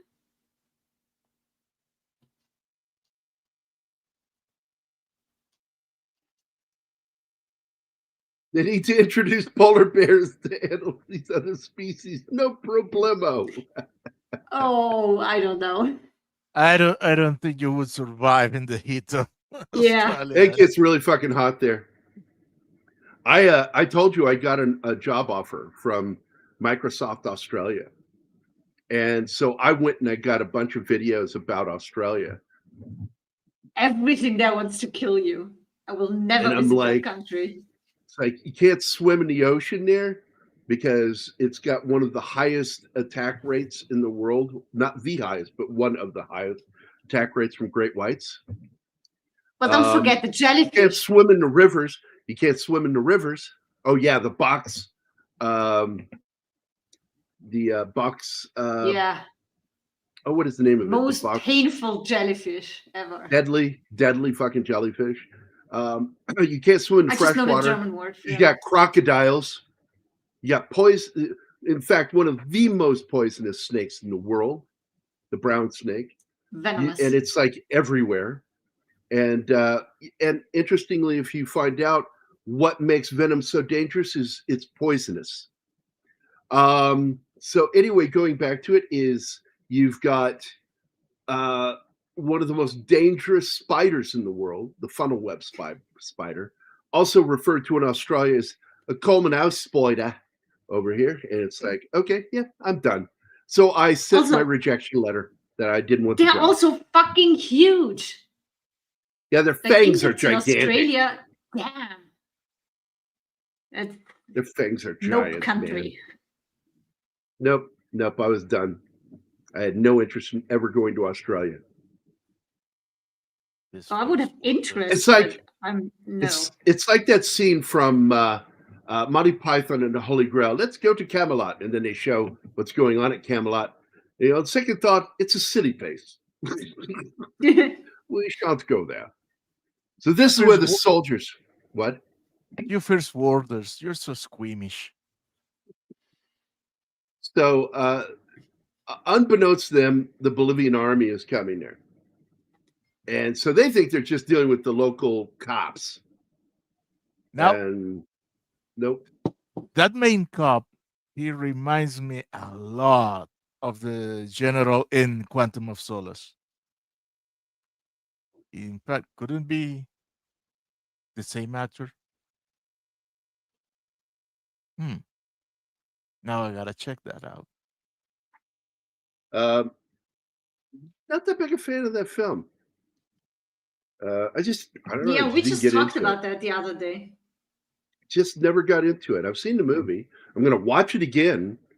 But when I saw it back in '85, I went to see it in the theater. I was not really my cup of tea. Yeah, I like that movie. Marlon Brando's in that too.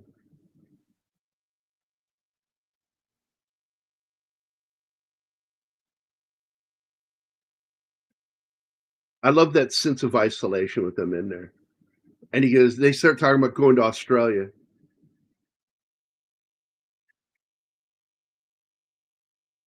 They start talking about the future when they're both wounded. They don't have one.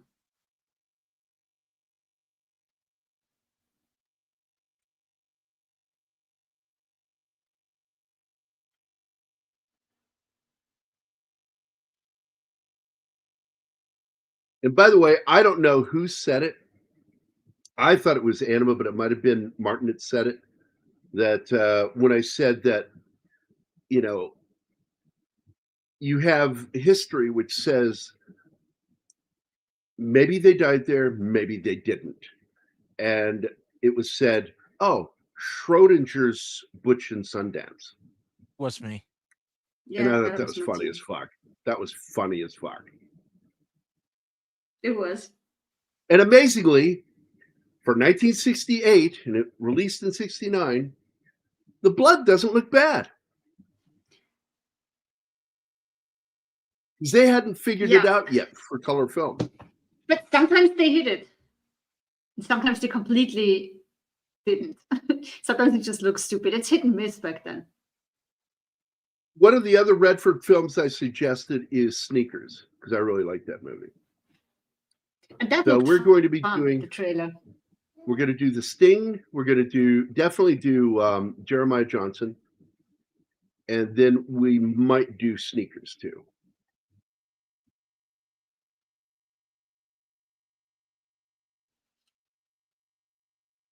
Yeah, that was one of the things that I read before too. Is that this is he's not understanding what he saw. And that's the problem, is so many of these critics, and they even said it in the interviews, that these critics didn't understand the movie. Now, what I loved about this was how they did this. This was actually a still photo that was taken. And then they shot the film, and they found a way to blend the film image as it pulls back into this photo. And I love that. They did that. It's a great ending. Don't show them getting killed. You don't need to. Leave it up to the imagination. Did they make it or didn't they? And I personally believe that they weren't there. They put a machine gun sound. I don't think they survived that. When you're watching this, you don't get the impression that they might have been able to make it. No. We just don't need to see it. Yeah, that's my point. Exactly.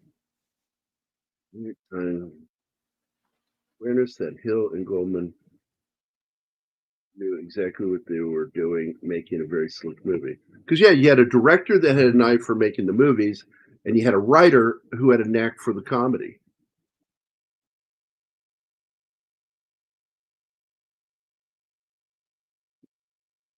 There you go. So yeah, it's contemporary. It's contemporary in its dialogue.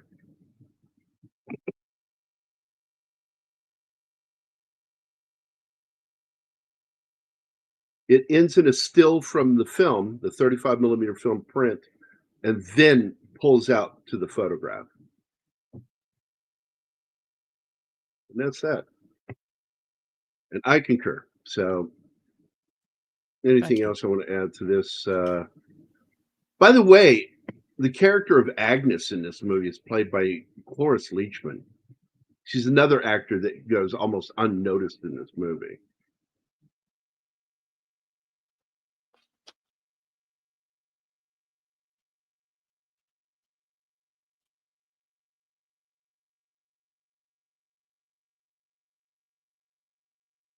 William Goldman, man, the guy was a very good writer. If you don't know who he is, I'll just name like 2 films that I love: Princess Bride and The Marathon Man. He is also the creator of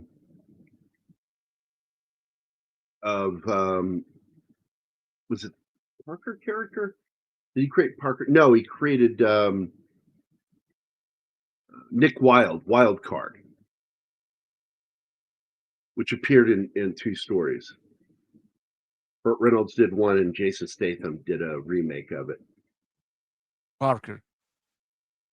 Did he do Parker too? No. I don't think he did Parker. No, forget what I said. Okay. I feel bad for him because he did adapt Dreamcatcher into the movie. I hate that movie. But then he did Hearts in Atlantis with Hopkins, and I love that movie. So I often think that it's not the writer that fucked up, but the director. General's Daughter, good story, good screenplay, not the best movie. He did another great film as a screenplay, Absolute Power with Clint Eastwood. Love that movie. The Ghost in the Darkness. He also wrote Maverick, which we're going to be doing next Friday. Love that movie. He also wrote the screenplay for Memoirs of an Invisible Man, which, despite Chevy Chase, is actually a good film. He wrote the screenplay of Misery, adapted from King's book.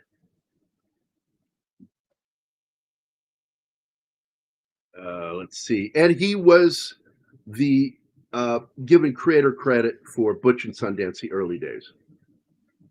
And I like that. He wrote the screenplay for A Bridge Too Far. He wrote Marathon Man, which I love that fucking movie. He wrote that other film that we just brought up a little bit ago, The Stepford Wives. He wrote the screenplay for The Great Waldo Pepper. He also wrote one of my favorite historical films of all time, Papillon. Very good movie. And we've got Harper, Masquerade, and Soldier in the Rain are some other ones that he either wrote the screenplay or the original novel. So I'm going to wrap it up here, guys, and end the show. So I want to thank everybody for being here today. I want to thank Snorty, Gambit, Penny, Andy Morrow, D. Bud Martin, Sander Hammerslag, Zax, Joe's Atmosphere, Cam's Crash Courses, and E. Clay Thomason.